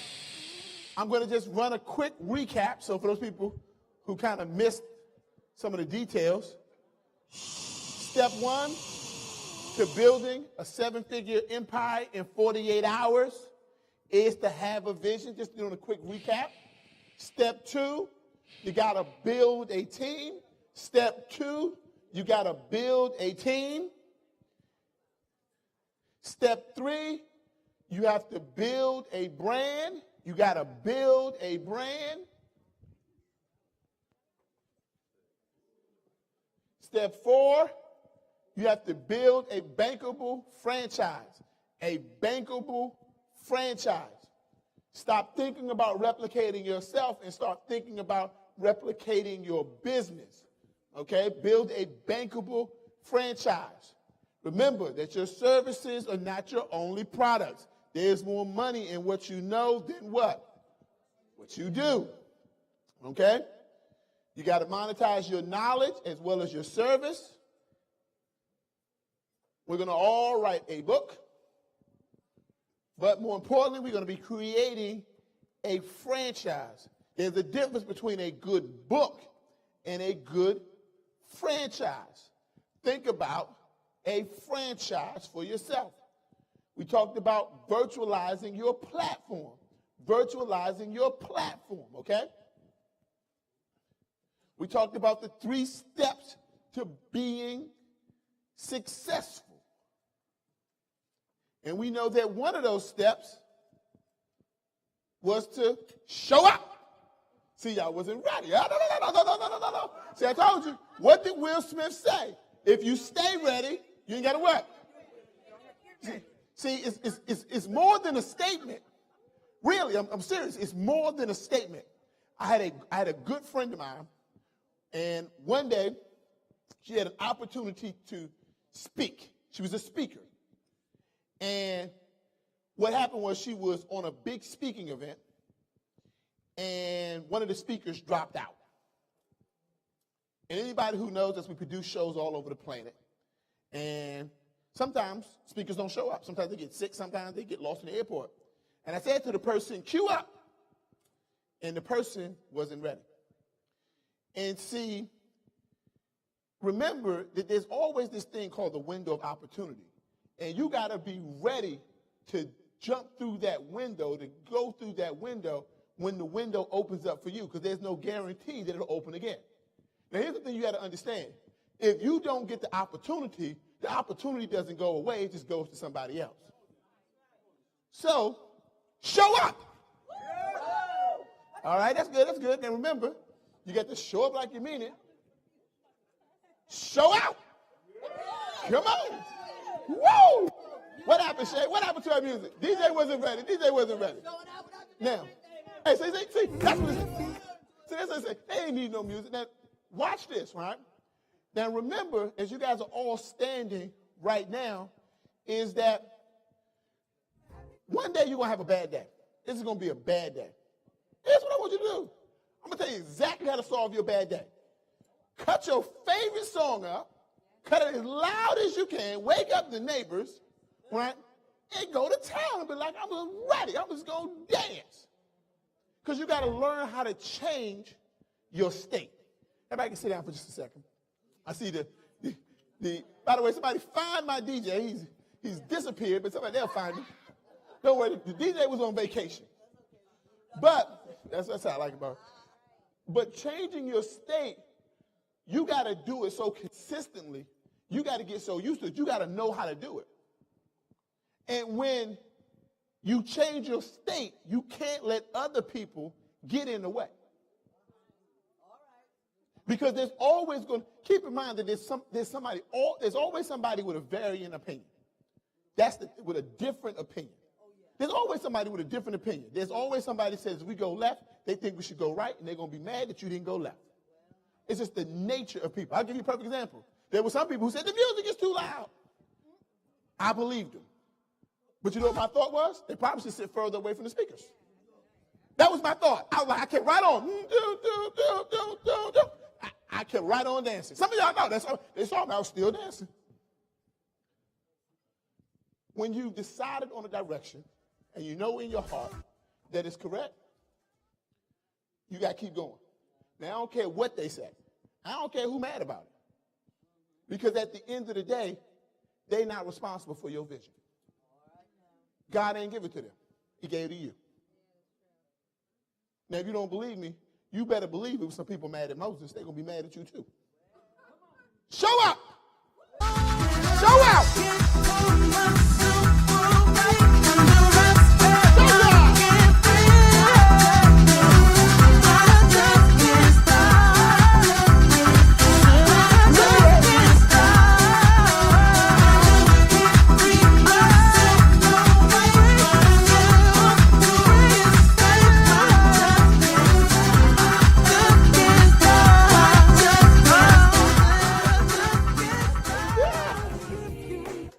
Listen, it's okay. It's okay to have a little fun. I'm going to tell you. You can sit on down. Some of y'all like, I'm ready to dance right now, Trevor. They're getting it in. But those people who are running out of energy, where's Ali at? Where's Ali at? Get him some soul, Ali. Get him some soul. Get him some soul. Get him some soul, Ali. Get him some soul, Ali. Let's get happy. Clap along if you feel like All right, everybody line up right here. Everybody line up right here. clap along if you know. Everybody line up right here. Keep the music going, Shay. Keep the happy going. Line up right here, everybody. Line up right here. Right here. Everybody right here. Everybody line up on me. Line up on me. Everybody go quick. Get in line, get in line.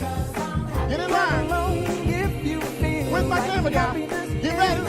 Now listen. Now you gonna come on down here like you're happy now, right? Right? You gotta do it right now.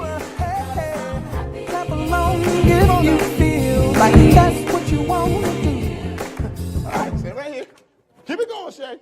What happened, Shay? What happened? Say nothing. God, don't hold it back. All right, come on. Come on. Well, I should Wait, probably wait, wait. warn you, I'll be just fine. Come on, there you go.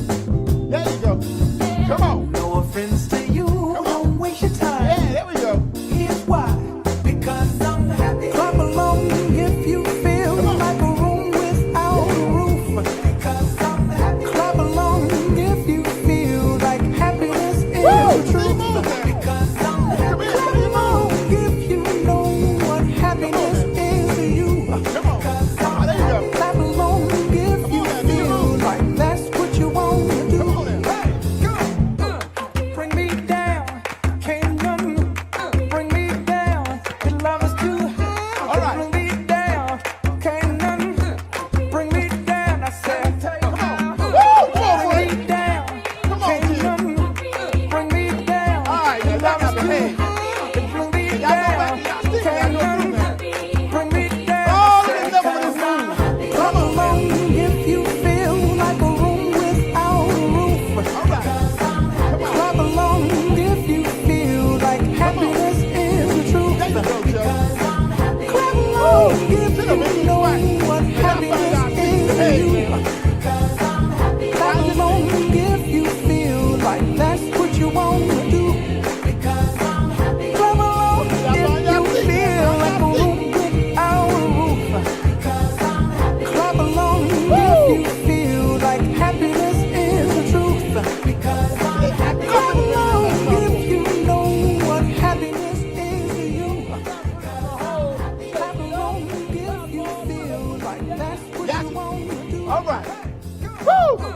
Bring me down, can't none bring me down. Your love is too high, bring me down, can't none bring me down. I said, clap along if you Woo! feel like a room without a roof. Come on now, find y'all seat. Clap along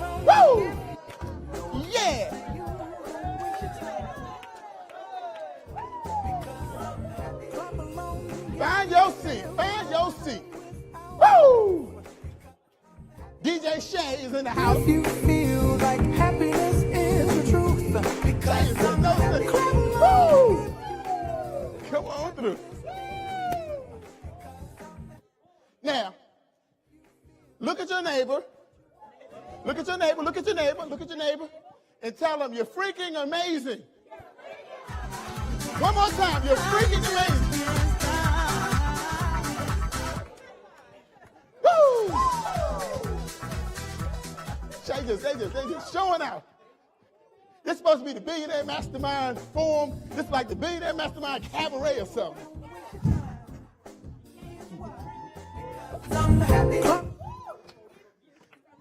They just started. So they just started something here, Ali.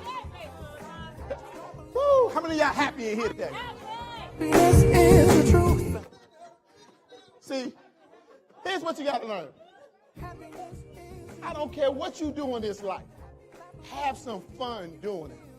If you ain't having fun doing it, stop. Stop.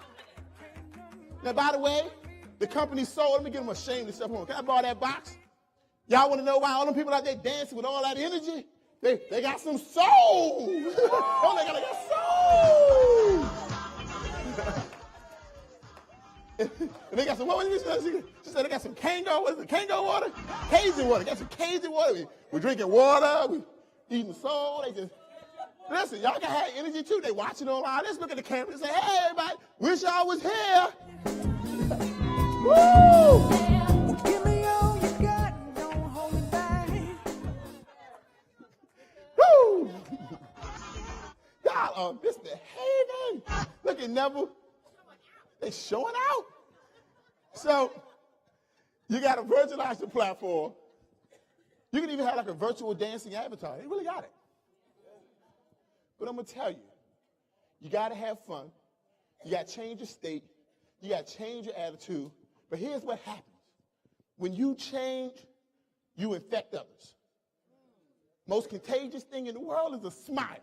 Most contagious thing in the world is happiness. When everything is going bad around you, get happy. All right. So we talked about experiencing the Hangouts, using Google Hangouts. You want to do this. You can use Google Hangouts to have live webinars for free. You can use Google Hangouts to have meetings with your team. You can use Google Hangouts to have one-on-one consultations. What I'm really saying is you got to master video technology. Skype. It is the worldwide telephone system, so to speak. It's like an internet telephone system. If you're not using Skype, by the way, everybody right now, find a partner, and you're going to agree to meet with that partner via Skype, via Google Hangout, and via Uber Conference. You can do all three. Y'all going to set a time. You're going to set a time. We're going to give you about 45 seconds to a minute. Y'all going to exchange information, email addresses, telephone numbers, and what you're going to do is y'all going to meet, and y'all going to keep meeting, and you're going to keep meeting, and you're going to keep meeting until you get it right. Now, let me tell you what you're going to need before y'all start making your appointments. Write this down. I'm going to give y'all all the secrets. You're going to need a Logitech C as in cat 920. Logitech C as in cat. Logitech C920. Logitech. Logi. Yep. It is a web camera. Logitech C as in cat 920. It is a web camera. Web camera. It's a Logitech. Logitech. Listen, there are always a few in the bunch that want to be hard-headed. My computer has a web camera, Trevor. Listen to me. This is one of the best webcams on the market, and it's been that way for almost 3 years. Let me tell you why it's the best. It has a glass lens on it. Most webcams these days, including the one on your computer, has a plastic lens on it. Just imagine, who out here owns a house or has a house? Who got a house or apartment or something with windows? What if your windows were plastic? How clear would it be? That's why your car comes with glass. So you get that camera, it's about $90. So if you catch it on sale, like $70. Just go buy it. The next thing you're going to need is a Logitech headset, right, with a microphone on it so you come through clear, right? You want the Logitech H as in Harry 600 wireless headset. Logitech H as in Harry 600. I want you to write this rule down. People will forgive bad video, but they won't forgive bad sound. Now, they will forgive bad video. They will not forgive bad sound. All people in the industry know this. They will forgive bad video. They will not forgive bad sound. So your sound has to be crystal clear. It is a wireless headset. It sounds great. The next thing you're going to need is a high-speed internet connection. Now, listen. Most of you don't know the speed of your internet connection, so let me tell you where to go. You go to speedtest.net. Now, listen to my instructions closely. When you get to speedtest.net, don't click anything. It takes about 45 seconds for the page to load. If you click anything before then, all you're going to get is advertisements. They'll be like, oh, great, you're out there, only click this advertisement. Wait for the page to load. You're going to see a map come up on the screen. What are you going to see come up on the screen? Map. That's how you know the page is loaded. When you see the map come up on the screen, hit begin test. Hit begin test. Now, here's what you need. You want to have a minimum of 3 megabits coming down and a minimum of 1 megabit going up. 3 MB down, 1 MB up, minimum. Now, these days, most people should be averaging about at least 5 to 10 down and about 3 to 5 up because that's how fast the speed of internet is. Right? Now, most of y'all have never run a test on it. Now, if you're not getting this speed, call your internet service provider and either get rid of them or make them give you the right service. Right now, if you don't have the right internet speed, it's like being in a room with no cell phone signal. It's just bad. You won't be able to communicate with the world. Okay? Now, you can use that on Google Hangout, and you can use it on Skype consultations, but also Uber was actually created by somebody who worked for Google, so of course the Hangout will work with Google, with the Google Hangouts. You must master video technology. I don't care how afraid you are of it, but I just want you to think about this. When during the original sort of invention of the television, we were really not allowed to play. We just couldn't. You had to have the money, things like that. And there were a lot of people who just didn't value the different stations. Even if you know the story of Bob Johnson, they didn't even value the station. They gave it to him. It was like less than $1,500. And he turned that into an empire, and then he sold it for billions of dollars. Now, the thing about it is, we hear that and say, go Bob Johnson. But I'm thinking, go you.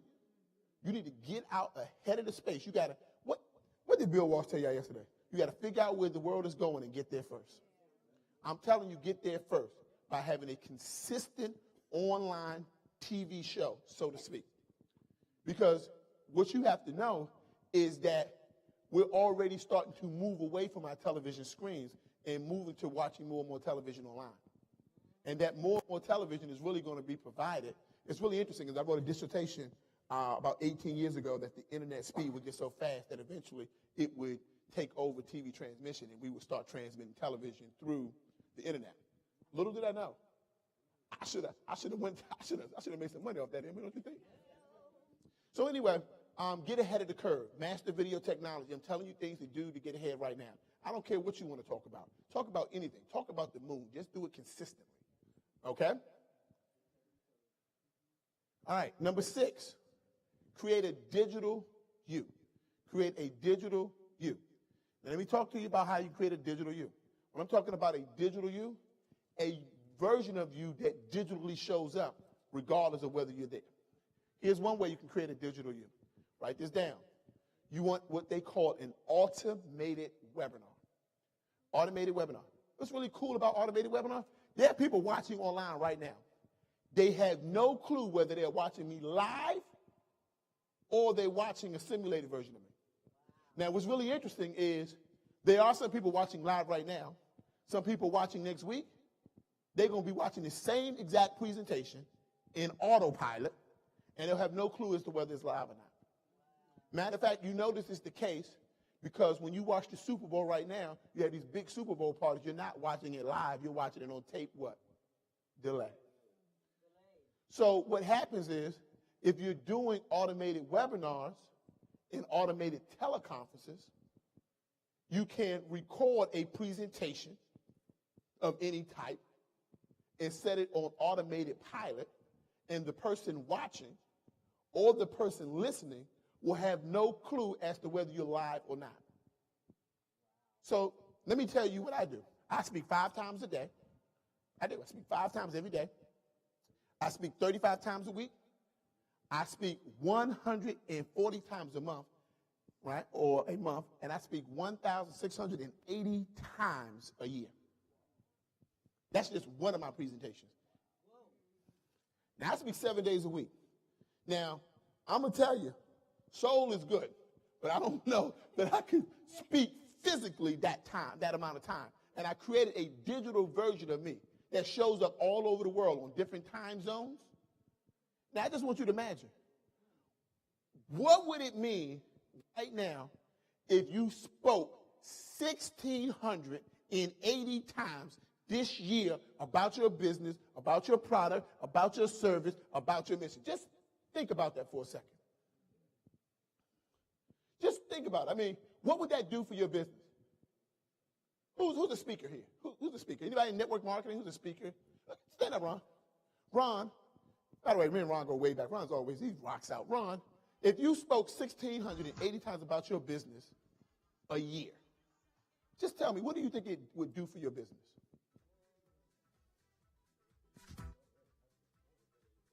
It would hit, how many figures? Hey, show up. Hit him, Shay. 8 figures. I read that. 8 figures. 8 figures. Go ahead, Ron. You rock. You rock. So, mastering these video technologies allows you to do your automated webinar. So here's what we're going to do. Everybody's going to schedule with their partner. I'm going to give everybody 1 minute. You're going to change email addresses, phone numbers, so that you can meet virtually using Google Hangouts, using Skype, using Uber. You can do all 3, right? And so, Shay, give them some 1-minute music. All right? Find your partner. Find your partner, exchange information.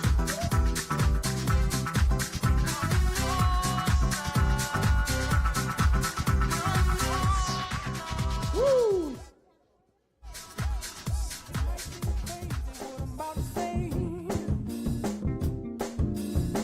Sunshine, she's here. You can take a break. What's the guy? Mic check. Hot air balloon that could go to space. With the air, like I don't care, baby, by the way. Because I'm happy. Clap along if you feel like a room without a roof. Because I'm happy. Clap along if you feel like happiness is the truth. Because I'm happy. Clap along if you know what happiness is to you. Because I'm happy. Clap along if you feel like that's what you want to do. Here come bad news, talking this and that. Well, give me all you got and don't hold it back.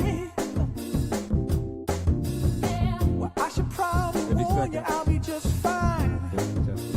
Testing. 30 seconds, 30 seconds. Find your partner. Find your partner. 30 seconds. Find your partner. Don't take long. Who is your new Skype partner? Who are you going to be meeting with? You're going virtual now. Think about how happy you're going to be when that Monday's coming in. When you attract those new clients. All right, we got 15 seconds, Otts. We got about 15 seconds. Your mic is back on. All right. 10, 9, 8, 7, 6. Find your seat. Find your seat.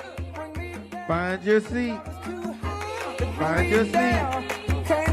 Find your seat. Bring me down, I said. Clap along if you feel like a room without a roof. Oh, you got to do partner now. Oh, we got some new music. He's the DJ. He's back. Let's fill it in. Clap along if you know what happiness is to you. Clap along if you What you got? What you got? like that's what you want to do. Clap along if you feel like a room without a roof. Clap along if you feel like happiness is the truth. Clap along if you know what happiness is to you. Clap along if you feel like that's what you want to do. Bring me down, can't none bring me down. The love is too high. Bring me down, can't none bring me down. All right. Woo. Everybody found their partner? Everybody got their partner? Everybody got their information? Say yes or yes. All right. Oh, you got a good partner. You got Ron? You have Ron? Ron is a rock star.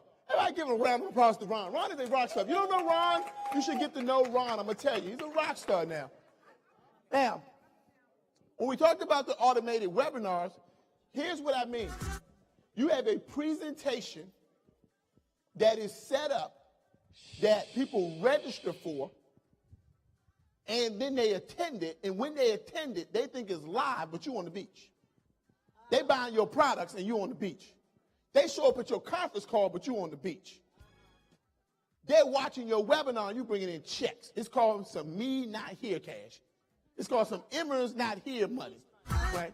It's called some cash. It's called some digital cash.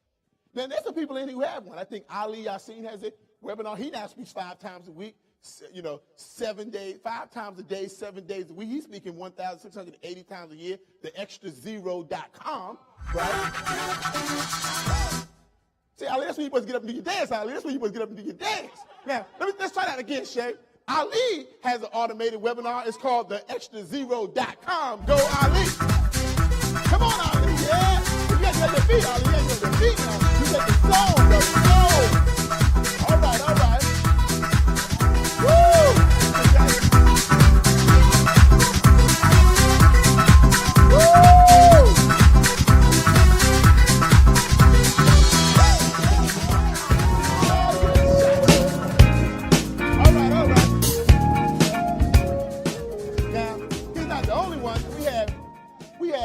None other than Joe Reed. And Joe Reed, what's the name of yours? What's the name? I know you had a book. Success. Come on,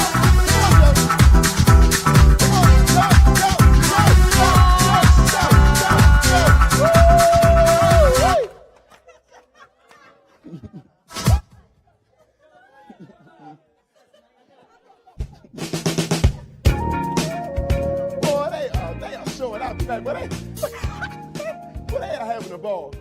Now, I'm going to tell you a little secret. By the way, Go Rich Mom has one also. And what was Go Rich Mom's? Women's Network Marketing Academy.com. I mean, let's just give her it, Dan, because she ain't here. But one for Women's Network Marketing Academy. Women rock. That's right. Ladies run the world, fellas. Y'all just got to get with it. Learn it today or learn it tomorrow. Woo! So, here's what I was reading on Yahoo the other day. Kareem Abdul-Jabbar was just kind of sharing his memoirs. And he referenced in his memoirs a study by Yale. It was really interesting. I thought it was really interesting, and I had to look it up. And I didn't know this.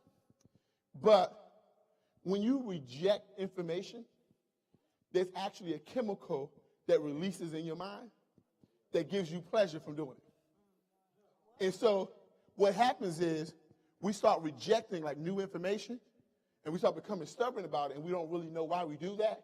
And we've all done it like, okay, what this guy say? Not going to do it. Doesn't have to be that way. And it happens all the time. They're always like the naysayers in the room. You have to know what you're dealing with. And so people ask me, Trevor, every time we go to some event that you're at, you're always teaching like at 12 o'clock at night. You're always teaching like 11 o'clock at night. People ask us all the time, can't y'all do the Google Hangouts like earlier in the day? No. It's the answer. And let me tell you why.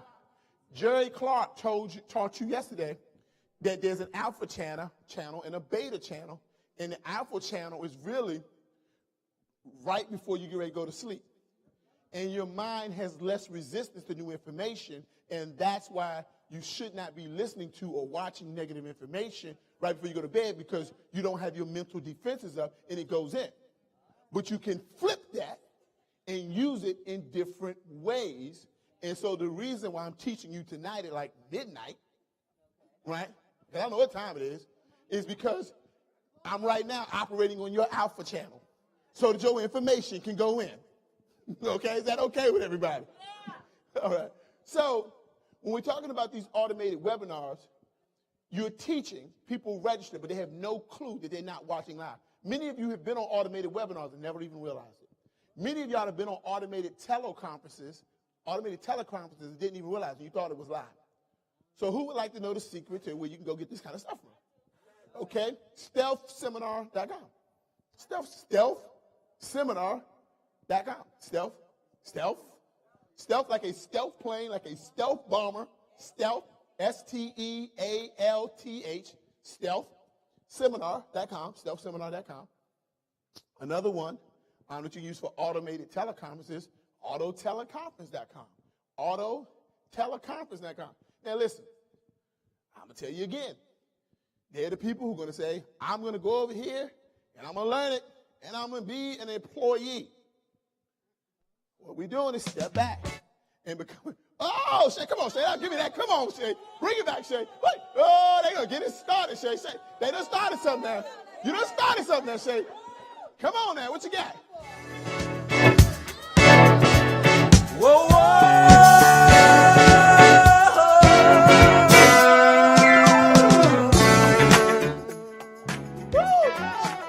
Shake this.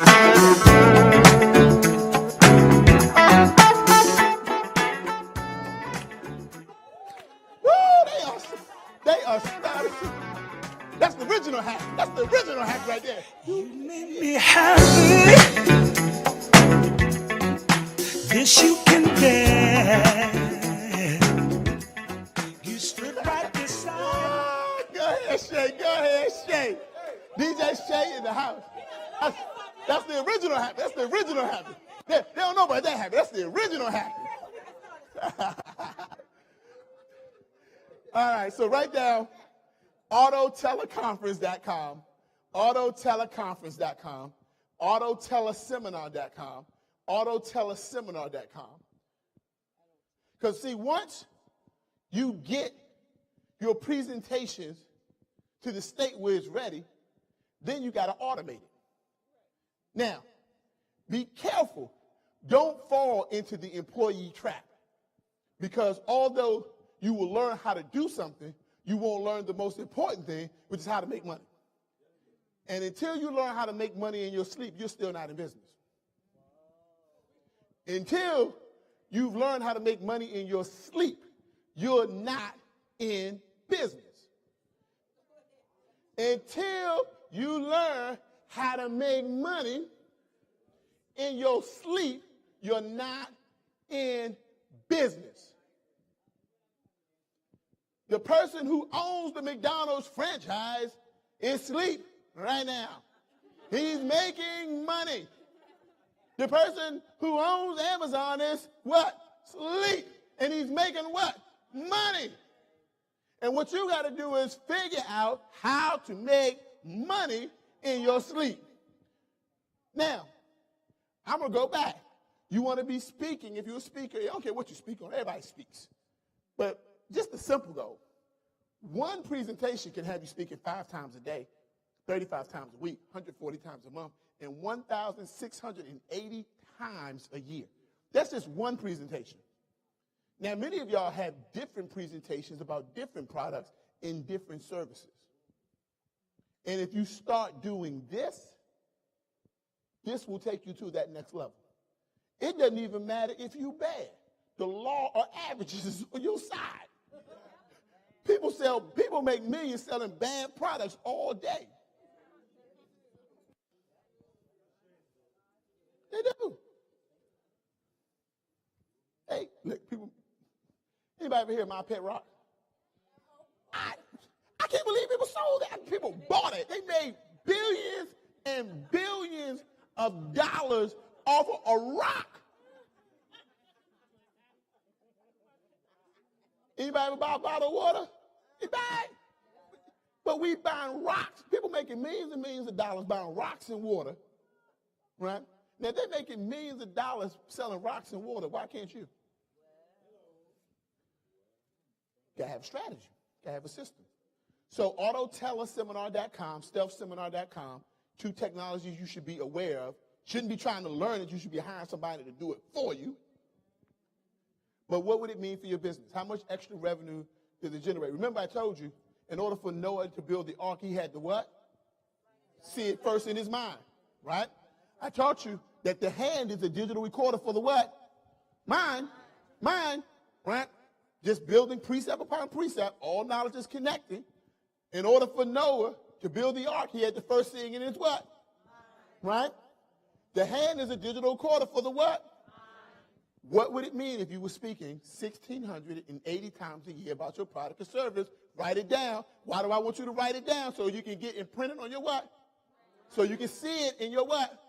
Come on, if you can't see it, you can't build it. Just go ahead and write it. All we're doing is some psychological programming. We just manipulating you, that's all. But we manipulate you for your own good. TV manipulation every day. Might as well program yourself. What would it mean for you? How much revenue would it mean for you? What would you do with the revenue? What school would your kids go to? Where would you go on vacation to? What would you buy your wife?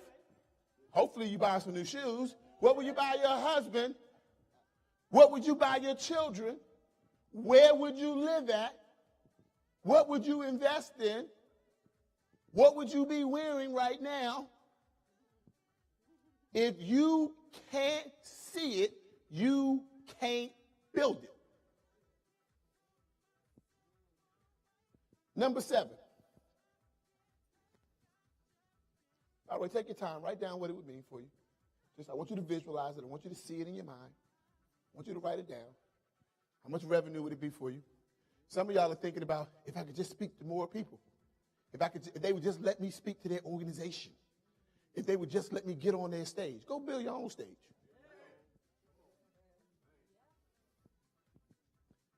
If they would just let me speak to their people. Have a conference call. Bring them to you. If you can't go to them, let them come to you. We used to fight all the time. We was like, man, we want to get on this stage, we want to get on that stage. Last year we said, forget that. We're doing hangouts, lunch and learns. We went from 16 people to over 25,000 people at one event.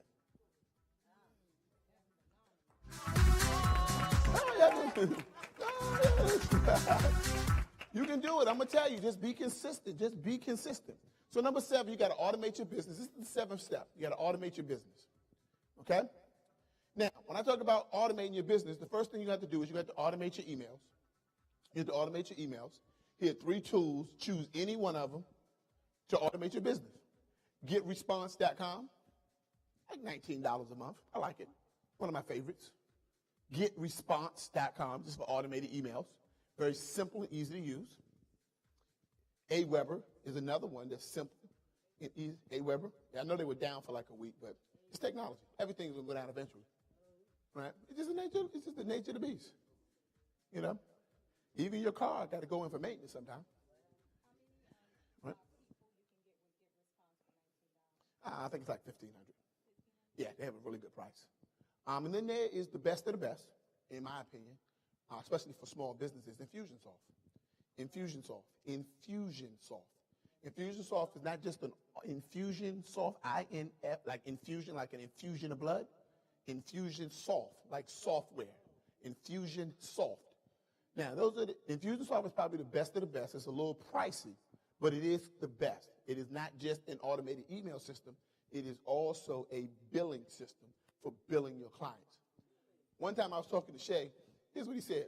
I pay Infusionsoft before I pay the light bill. I was like, good God. Because that's the billing. It's what maintains its customers. It's what's known as a CRM, a customer relationship management system. And you got to have one. Now, oftentimes when we get techie guys up here, we start throwing these terms at you. All a CRM is a way for you to manage how you deal with clients, manage how you communicate with them, manage how you bill them, manage how you text them, call them, fax them. All the things that you would normally do in your business is just designed to replicate you. That's what a CRM is. When you hear it, don't be afraid of it. It's a customer relationship management system, okay? It's a CRM, all right? Next thing you got to do is you got to get into automated text messaging. Automated text messaging. Now, I'm going to tell you, this might be the deal breaker for many of the businesses here today. And I want you to listen to me like you have never listened before, because I'm going to tell you 3 things that may change the course of every business in here. There is a system to getting paid, especially in the virtual world.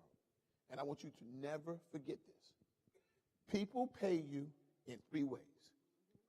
They pay you first with their information. They pay you second with their action. They pay you third with their money. If you ever take it out of order, you're going to cut your revenue by 80%. People pay you first with their information. They pay you second with their action. They pay you third with their money. If you ever take it out of order, you're going to cut your revenue by 80%. What percent? 80. Now, here's how significant you know information is. I remember, when we were teenagers, people would go in the store, friends, they would shoplift. Anybody had friends like shoplifting? They would go in there, they would like go into the store and steal like a shirt, still like an iPod, still like a Walkman. God, I feel old, right? A Walkman. Your kids don't know what a Walkman is, right? And they were stealing these little items. They would go in the store, right? Now, recently, criminals now, remember I told you, the whole world is virtual right now, right? They ain't worried about shoplifting. You see all the sides shoplifting, they put the tags on the stuff. That is not the new threat to retail businesses now. The newest threat to retail business right now are cyber criminals. Even the criminals have gone online. What about you? The criminals online. And they didn't go steal an iPod or iPad. They stole the information. They stole, did y'all hear what happened to Target? They was like, we ain't stealing we don't want no iPods, we don't want no television. We want the information. See, the old criminals, they break into people's houses and they get the DVD player and the flat screen TV. The new criminals, they're like, give me the information. It was such a big deal that the CIA got involved. It was such a big deal that like the UK's version of the CIA, what do they call it? Like MI6 and Scotland Yard, they got involved all around the world. Like they stealing the information. Listen, they ain't guarding the banks, they guarding the information. They guarding the thing that's most valuable. And here's what's happening. You are chasing the wrong thing. Those of us who own the information will run the world. So you have to get better about collecting information. All information is not the same. Now, I remember when I used to go to these meetings, and you guys have been to these meetings before, there's like the person who's sitting at the desk, and they're official, and they got the table, the official tablecloth, and there's usually something sitting on the table. What's usually sitting on the table? Little sign-in sheet. They're like, I'm the official. You have to sign in. And you got to fill in your name and fill in your email address, and then I'm going to let you into my meeting. Right? And it's really interesting because the information that they collect is usually the first name, the last name, and email address, and then it usually says home phone number. I'm like, who the heck has a home phone number? I was like, what are y'all thinking about? I was like, I'm going to sit y'all right next to my VCR. Y'all going to be relics. I'm serious. It's going to be just as useful. Now, here's the thing, is that the reason why they were collecting the email address, because 10 years ago, 15 years ago, it was the primary way by which you could communicate with people other than their phones. And phones were really kind of protected by law, so they had a lot of robocall laws in place and things like that. So people did their marketing by email, right? But now, collecting people's email addresses is no longer the number one way to reach them. One, who in here knows they probably got about at least 1,000 emails they ain't never checked? Right, exactly. Now watch this. If you, by a show of hands, have more than one email address, raise your hand. Look around. Just look around. That's 99% of the room. So a lot of times when you're collecting people's email addresses to advertise to them, you're unlikely to even have the email address that they really check. See, my daughter taught me something. My daughter taught me that, Dad, we just give them the wankster email address. I was like, what's a wankster? I like, wankster. She's like, Dad, that's what you do when you don't really want to talk to the person, the guy be harassing you. You just give him the wankster email address. I'm like, wankster? She's like, yeah, you probably got a bunch of wankster email addresses. I was like, okay, I'm so unhip. It's so unhip. But here's the thing. First of all, you got a 1 in 4 chance of actually getting the email address they actually check. And then Gmail introduced a new algorithm for filtering emails. Like you can't really send bulk emails by law without going through a mass emailing system. Right? There's some laws there they call the Canned Spam Act. And so most people are using things like Constant Contact and Aweber and things like that. And you should still be emailing, but it's not your number one tool. It's your secondary tool. It's not your number one tool. It's your secondary tool. But in the new Gmail update, if you are marketing using, like a marketing or email service like Constant Contact or something, Gmail, which is the number one email provider in the world, is no longer routing that to your primary box. They now have 2 other boxes. And it says promotions and social. Now, let me tell you about the promotions box. The promotions box is like, hey, if you feel like being sold to, go over here to the promotions box. So they ain't even checking their box because they don't want to be what? Sold to. And the statistics show right now, 80% of the people don't even realize the box exists. See? That's my point. So you got to switch to text messaging. The fastest way between 2 points is a what? Straight line.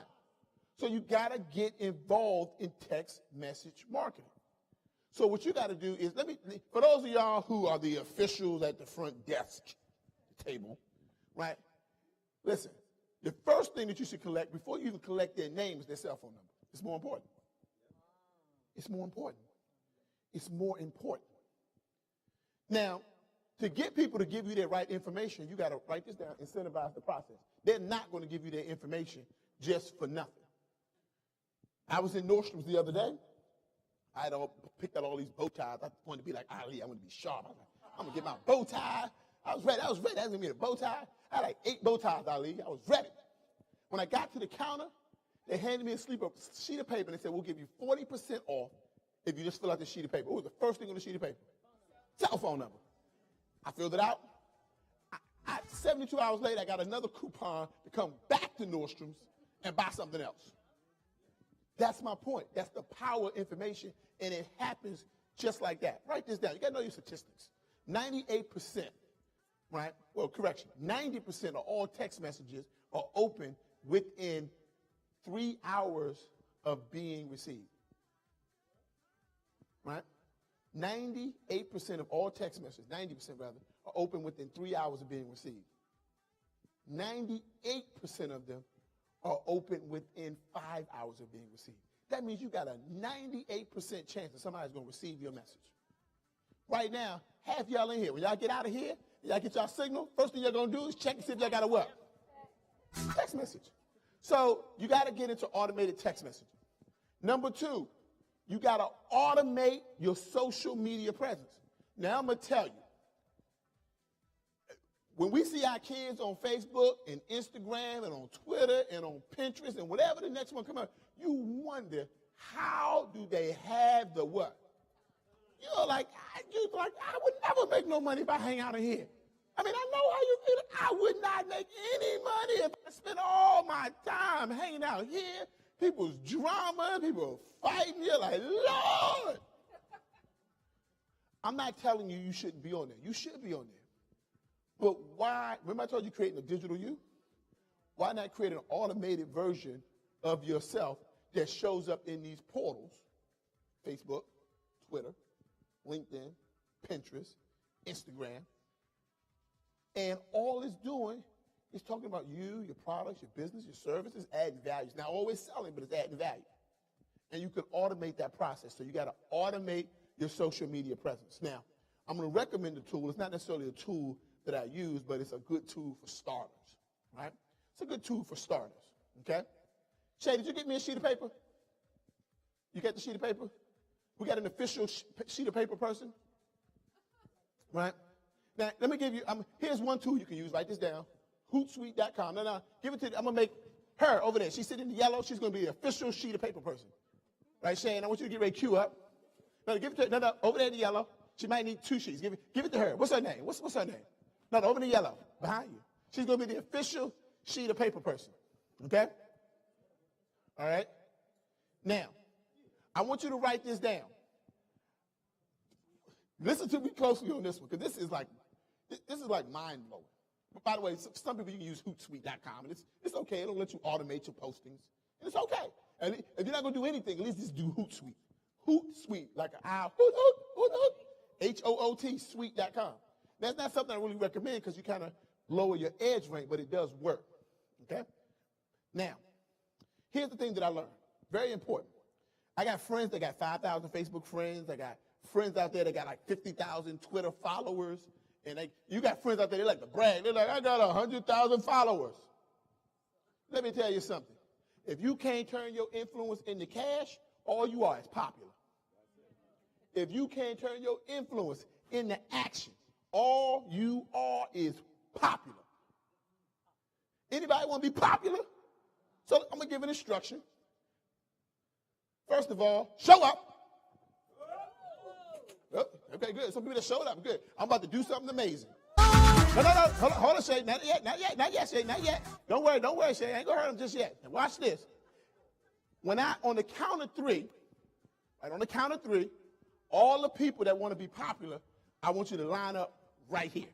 Like, just line up right here. We're going to do this quickly. But all of the people that want to be profitable, you line up over here. Popular over there, profitable over here. 1, 2, 3. Shovel, Cupid, shovel, Cupid. New Cupid, January 2nd, 2007. Time for a change. Woo! Keep it going, Shay. I'm feeling good.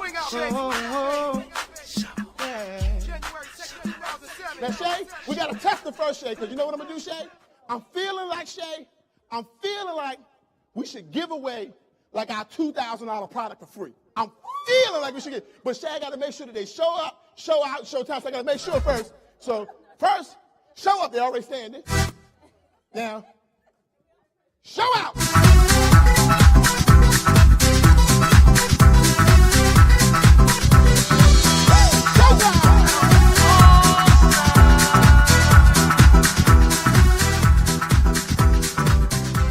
All right, so this is what we're going to do.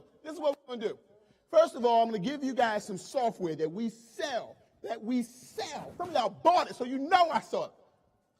It's for $1,997, and I have sold it for that. I'm going to give it to you today. Show up.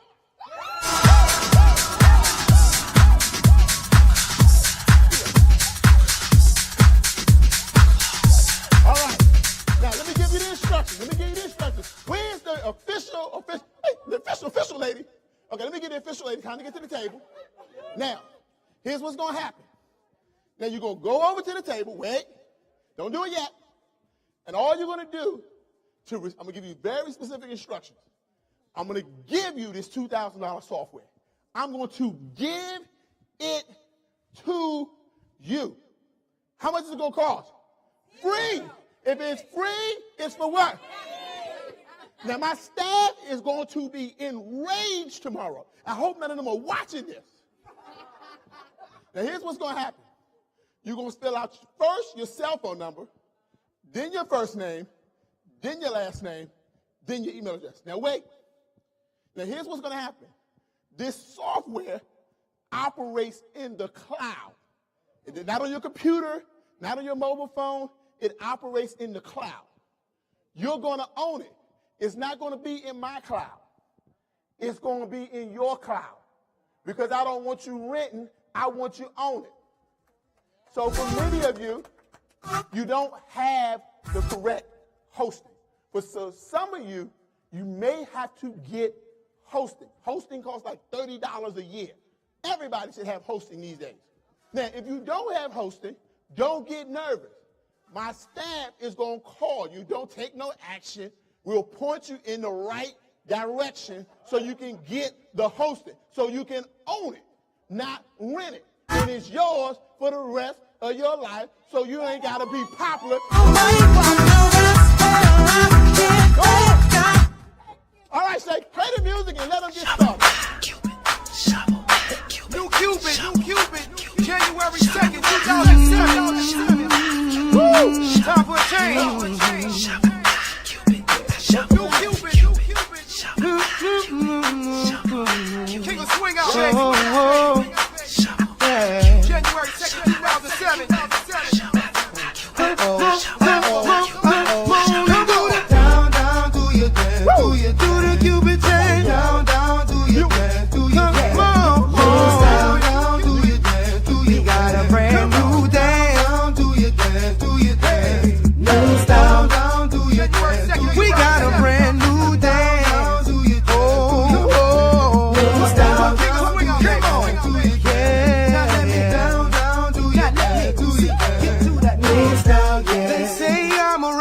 And I say no. Come on. Say what you doing, trying to do. Somebody go. I just let the music come from my soul, so all of my people can stay on the floor. They got a brand new dance. You gotta move your muscle. Brand new dance. It's called a Cupid Shuffle. It don't matter if you're young or you're old. Here we go. We gon' show you how it goes. To the right, to the right, to the right, to the right, to the left, to the left, to the left, to the left. Now kick, now kick, now kick, now kick. Now walk it by yourself. Now walk it by yourself. Down, down, do your dance. Do your dance. Down, down, do your dance. Do your dance. Let me see you do the Cupid. Down, do your dance. Do your dance. Down, down, do your dance. Oh yeah, yeah. Come on. Down, down, do your dance. Let me see you do the Cupid. You do the shuffle, baby.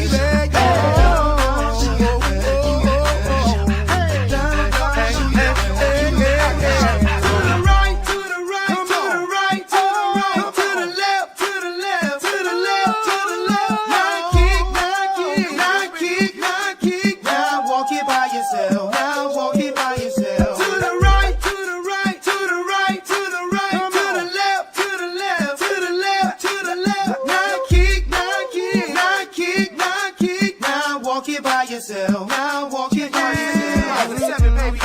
you see what I'm talking about. I represent for the dirty South. We're known for swinging out. I'm gonna show you what I'm talking about. Down, down, do your dance. Down, down, do your dance. Let me see you do the Cupid shuffle. The Cupid shuffle. The Cupid shuffle. The Cupid shuffle.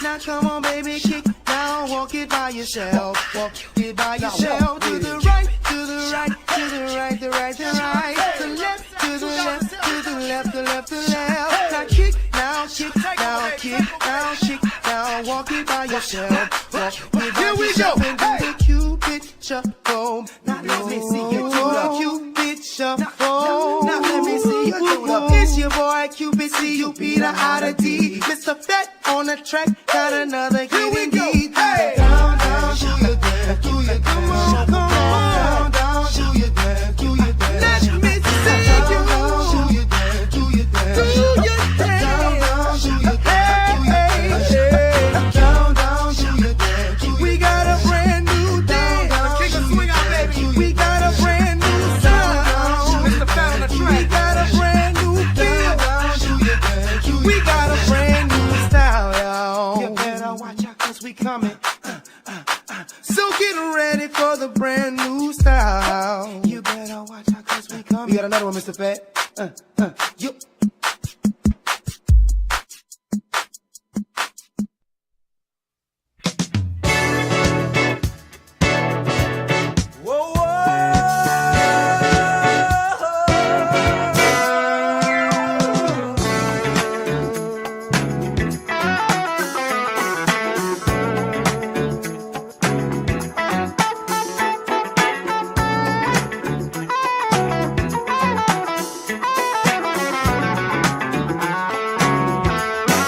You made me happy. This you can get. You stood right beside me. Yeah.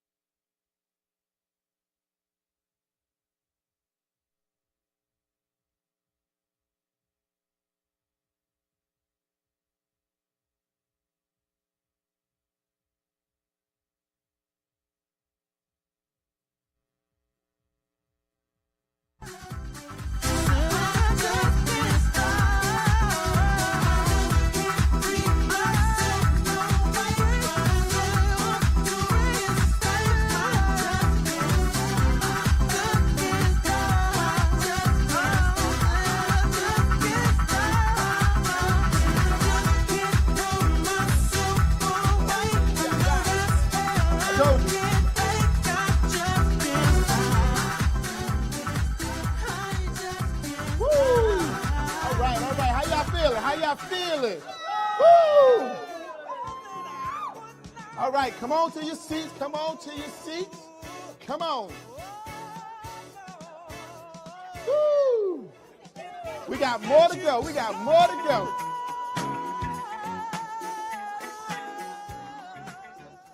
Woo! Fill it out, fill it out, fill it out, fill it out. All right, all right. Don't worry, Emma, we just getting started.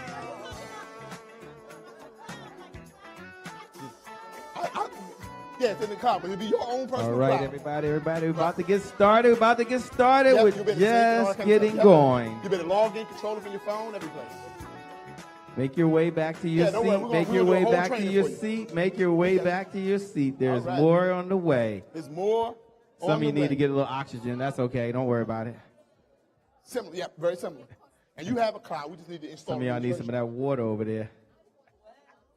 No, you have. Yeah, you're supposed to have it, but you also have HostGator, which is really your cloud. Matter of fact, a lot of people are asking questions about He's the cloud. collecting everything right So, here. Put everything right there. Let me give you a brief description of what the cloud is, because many times people ask, Wrong like, one. what is the cloud? Like, why do I have to have, like, a cloud? There are many type of cloud technologies, okay? Google Calendar is cloud technology. Dropbox is cloud technology, right?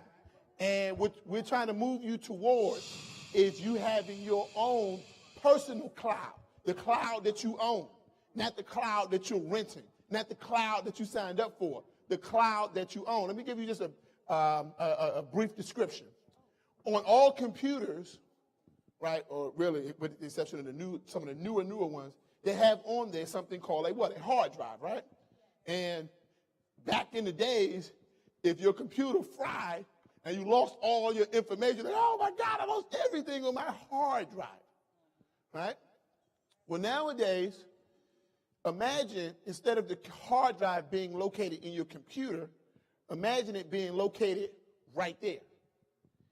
Right there, like right there where that box is. Just imagine it being located right there. And imagine that the only way that you could connect to it was online. So it's basically taking your hard drive out of your computer and putting it in a third-party location. So now they'll take this, just imagine this big thing right here would be like a server. This big, gigantic box would be like a server, right? And then they would take that server and they would duplicate it, and then they would duplicate it again, and then they would duplicate it again, and then they would duplicate it again, and then they would duplicate it again. So if one of them went bad, there are hundreds of other copies of it. And it's called redundancy. Versus on your computer hard drive, there's only one. And if it goes down, what? Now, the reason why you get hosting is so you have some place to store your products, your services, but more importantly, your programs. See, right now, you got to think about, like, 10 years ago when you got Microsoft Windows, you had to install it on your what? Your computer, right, on your hard drive. Nowadays, we're moving to the point where hard drives have become unnecessary. All you got to do is log in online and access your virtual computer. And now, it's about as safe as anything. Nothing is truly safe, you know. At the end of the day, no matter what, the best car alarm, car still gets stolen, you know. So at the end of the day, you do your very best to protect it. But don't live in fear. You don't let fear guide your footsteps. Does that make sense? Shay, is this my glass of water? Okay. I think this is the one I set up here. I just wanted to make sure. So the other thing is I wanted to teach you something. See, when you learn stuff, and I'm going to teach you how to learn. First, when you learn, right, you have to actually hear the information, right? You have to hear the information, whatever language. Some of y'all are auditory learners. Some of y'all are visual learners, you know. Some of y'all are kinesthetic learners. But you have to get the information in whatever way you receive the information, right? Then, whatever you learn, you need to have demonstrated or have it done to you. Why? So that when you next, which is the third thing, try to do it, you know what the result is supposed to look like, feel like, and sound like. So you know what the result is supposed to look like, feel like, sound like. So you know what the result is supposed to look like, feel like, sound like. The first thing I taught you is that people pay you first with their what? Information. Second with their what? Action. Third with their what? Money. Right? I taught it to you. Then what I said is if you want people to give you their information, you got to do what? Incentivize the process. So what did I do? I said I'm going to give you my $2,000 product, which we really charge $2,000 for. And I said to get it, you have to give me your what? Now, the very next thing that I'm going to do is get you to take a what? Action. And then what am I coming for? See, I'm coming for the money. Now, whether I get it today or whether I get it tomorrow or whether I get it next year, I will get the money. Thank you. Let's give her a round of applause. She brought me the real water. What kind of water is this again? Come on down here. Come on down here. Come on down here. We give you some shameless self-promotion. But you got to dance now. Come on now. You got to dance now. Now, what kind of water is this? Kangen water. Kangen water. Tell me about this Kangen water. Tell me, what does it do? What does it do? It gives you energy. Okay, wait. Tell me, what makes the water special? It makes you feel fantastic. We got a mic on that? Check. Mic check, mic check. Mic check. Hey, tell us about this water. Tell the cameras, tell the world about your water. I mean, you've been back there with the water. You've been running up here giving people water. It makes you feel fantastic, makes you look more beautiful, gives you more energy, and look more beautiful. Did I say that? Yeah. Hey, look more beautiful. Yeah, of course. Oh, yes, and it heals you. It's alkaline water. You got to bring it up. Live longer. Live longer. They helping you. Oh, he brought you the script. He's like, look, get the script right. Get the script right. No, these are just some celebrities that have the Kangen water machines. All right, what are some of the celebrities? Bill Gates. Anybody know Bill Gates? Woo, Beyonce, Jay-Z, Les Brown. Oh, yeah, Les Brown. All right, give her a round of applause. You rock. All right. Now, you got to dance right off that stage now. All right, this is good. It's actually some good work. It's really tasty. And they said it's going to make me look better. I'm going to drink a lot. So,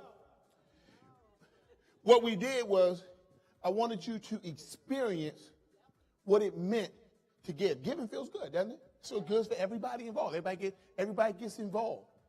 Give and you shall what? See, a lot of you, the reason why you're not getting anything in your business, right, is because you're not giving anything. And what you have is what I refer to as a giver's deficit. You have a giver's deficit. And so let me just tell you the power of giving. There is a famous company that does millions and millions of dollars. They do not run television ads. They do not run radio ads. They just don't do it. And if you go to any mall in America, when you go downstairs or go to the food court, they are giving out samples of something on a toothpick. What is it? Chicken, right? And all of us have probably ordered the bourbon what? Have you ever seen a bourbon chicken commercial? You ain't seen not a one. And their strategy for getting business is to give away chicken. Now, they don't just do it at any old time. They know that lunch break is usually at what time? 12 o'clock. So around about 11:30, the guy with the chicken is standing right there. They know exactly what size the chicken is going to be. They know how much they're going to give away. They know when they're going to give it. And what I want you to write down is, in order for you to be successful, you got to know your giver's goal. What's your giver's goal for 2014? What's the maximum amount of your product or services that you can give away? Because you should know it. And some of you, see, listen, if you show me an area of your business where you have a deficit, I will show you an area of your business where you're not giving enough. Anytime there's a shortage in an area of your business, it's always related to some giver's deficit. Maybe you're not giving enough time. Maybe you're not giving enough effort. Maybe you're not giving enough money. Some of y'all, the reason why you can't charge the amount of money that you want to charge for your services, because you've never paid the amount that you really want to charge other people. I'm just saying. I'm just saying. And I see it all the time. I see it every day. I see it every doggone day. So my question to you, write this down. What's my giver's goal? What's my giver's goal? What's my giver's goal? In 2014, first of all, what am I going to give? And then I'm going to give you a strategy for giving. Because you want to just be a random giver. Otherwise, you just like building that ark. You're like, I'm just going to run out there. You got to have a strategy, right? Got to have a plan, right? So listen, you give in such a way that it helps you identify the area of need for the prospect that you were dealing with. You give in that way. So in other words, the only people in that line were people who really needed help with their social media. Now, people who did not need help with their social media didn't get in the line. So the only people who gave me their information were people who needed help with their social media. So I know everybody that's filled out that paper needs help with what? Guess what I'm going to sell y'all? Social media. Wow! You already told me how to sell to you. My point is you use your giving to help you better identify the needs of your clientele base.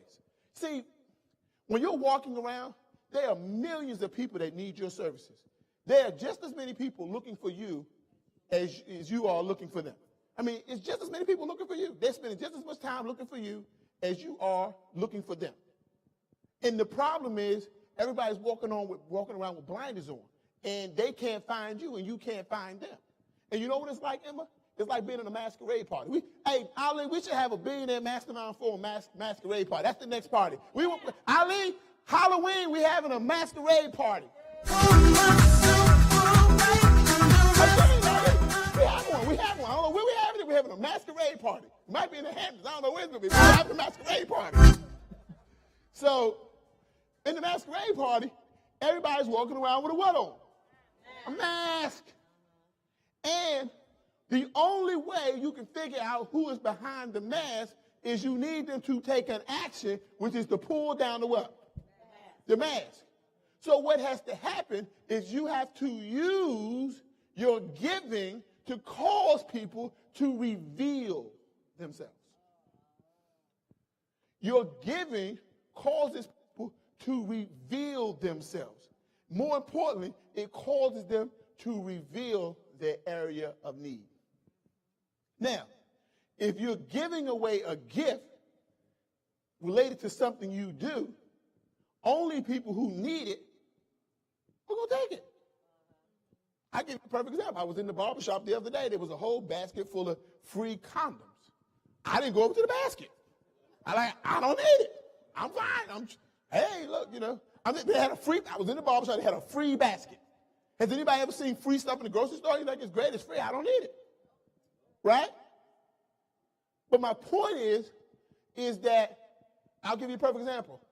Ali was giving away soul. He said, hey, is anybody here feeling a little lethargic? Anybody here need a little bit more energy?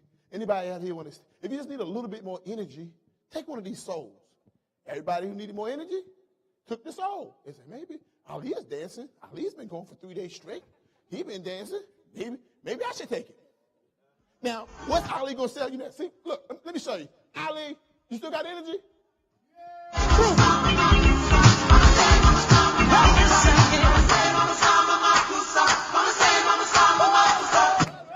See?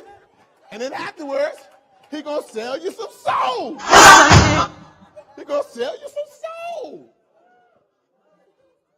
So, you can give your way.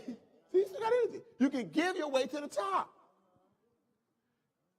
Some of y'all keep trying to get your way to the top. Ain't gonna work. You got to give, and you got to give, you got to give more, and then you got to give more. You got to give till it hurts.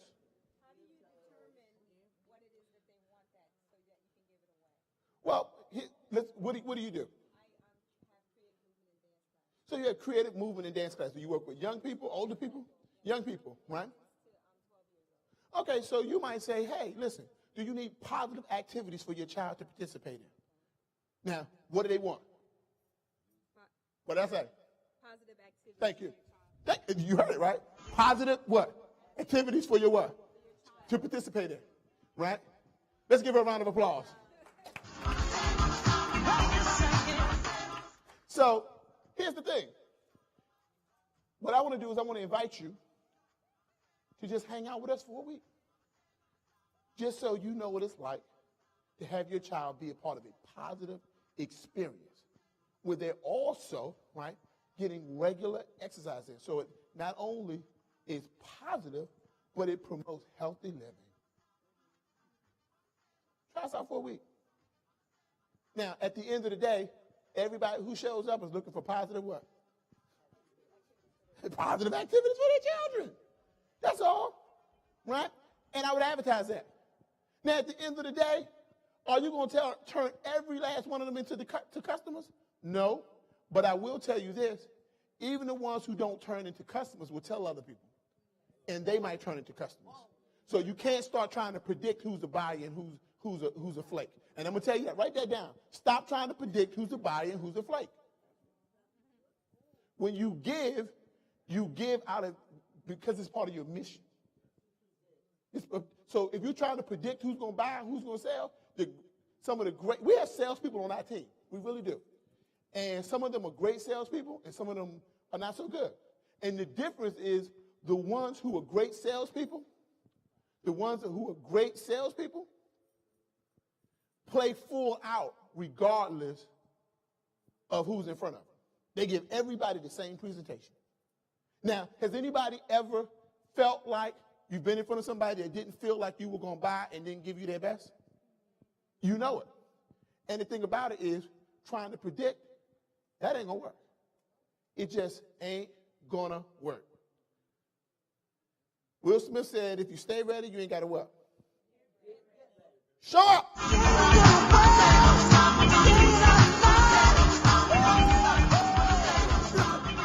Shay, you got to speed that thing up, Shay. All right, I just wanted to test y'all. Sit on there. You got to get the real DJ. Tell him he got to speed that thing up. He like, shit, I'm out of here. Like, what are you doing? Yeah, don't worry. They get you back. So, here's the thing, is that as you get moving, as you get on this path, understand that you're not going to get there if you're not giving. And you know when somebody is giving you their all. Matter of fact, sometimes I buy stuff from people that I don't even really want because they just giving me their all. They're like, man, that person is trying. I'm gonna buy whatever they sell. They have some donuts. I'm gonna sell. I'm gonna buy that. You know. And sometimes people can just be inspired by your giving. Has anybody ever been inspired by somebody else's giving? Yeah. Because write this down. Giving is inspiring. Giving is inspiring. Giving is inspiring. Will Smith said, if you stay ready, you ain't got to what? Show up. All right, everybody's up. Okay. Now, look to your neighbor. Give them a high five. Look to your other neighbor. Give them a high five. Show out, everybody. You still got it. Remember, showtime.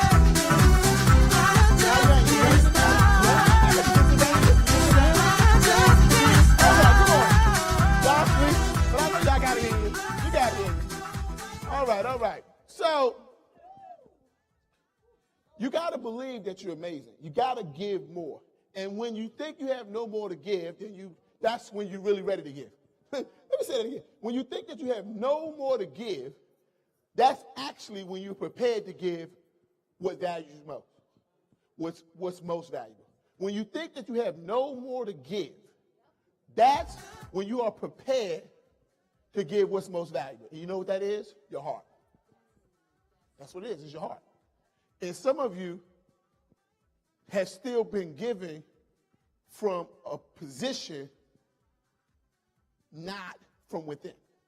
Like you've been giving kind of apart because you're not really giving yourself. You haven't even really given yourself over to the network marketing organizations you've become a part of. You haven't really given yourself over to the businesses that you've decided to choose. You haven't really fully gone into entrepreneurship. You got 1 foot in and 1 foot out. And I told you, when you give, when you feel like you have nothing else to give, that's actually when you are prepared to give what's most valuable, your heart. So your final note for tonight is that have a little heart. Have a little heart. At the end of the day, have a little heart. So you got 2 choices tonight, really. 2 choices. You got the do-it-yourself choice, and there's some people out there where you just got to do it yourself. And I understand if that's you. You got to do it yourself, and sometimes it's the only option that's available for you. So what I'm going to talk to you about for the next few minutes is not for everybody. But it is for those people who know that I ain't going to be an employee no more. And I'm going to tell you, I'm done with that. Yeah, I'm going to tell you, I can do my own graphics. I'm done with that. I can do my own social media. I'm done with that. I can build my own websites. I'm done with that. I can program. I'm done with that. My business partner, Shay Brown, he loves sales. We had to fight. I said, Shay, we are done with that.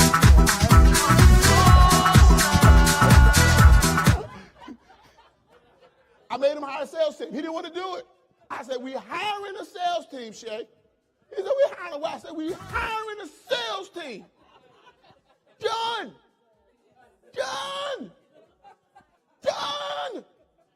I'm going to tell you, you got to be done.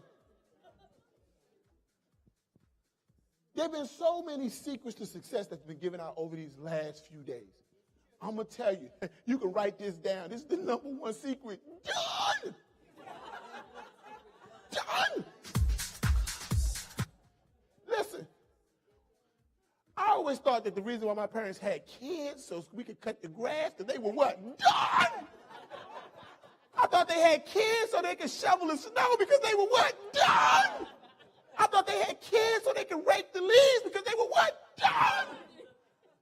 Who's still raking their leaves in here? Then go ahead and lie. They're like, rake my leaves? What? Shovel the snow? What? Wash my car? What? What? I'm serious. Now listen, if you will hire somebody to do the task that you hate doing, why won't you hire people to do the task that'll set you free? I mean, you got to be done.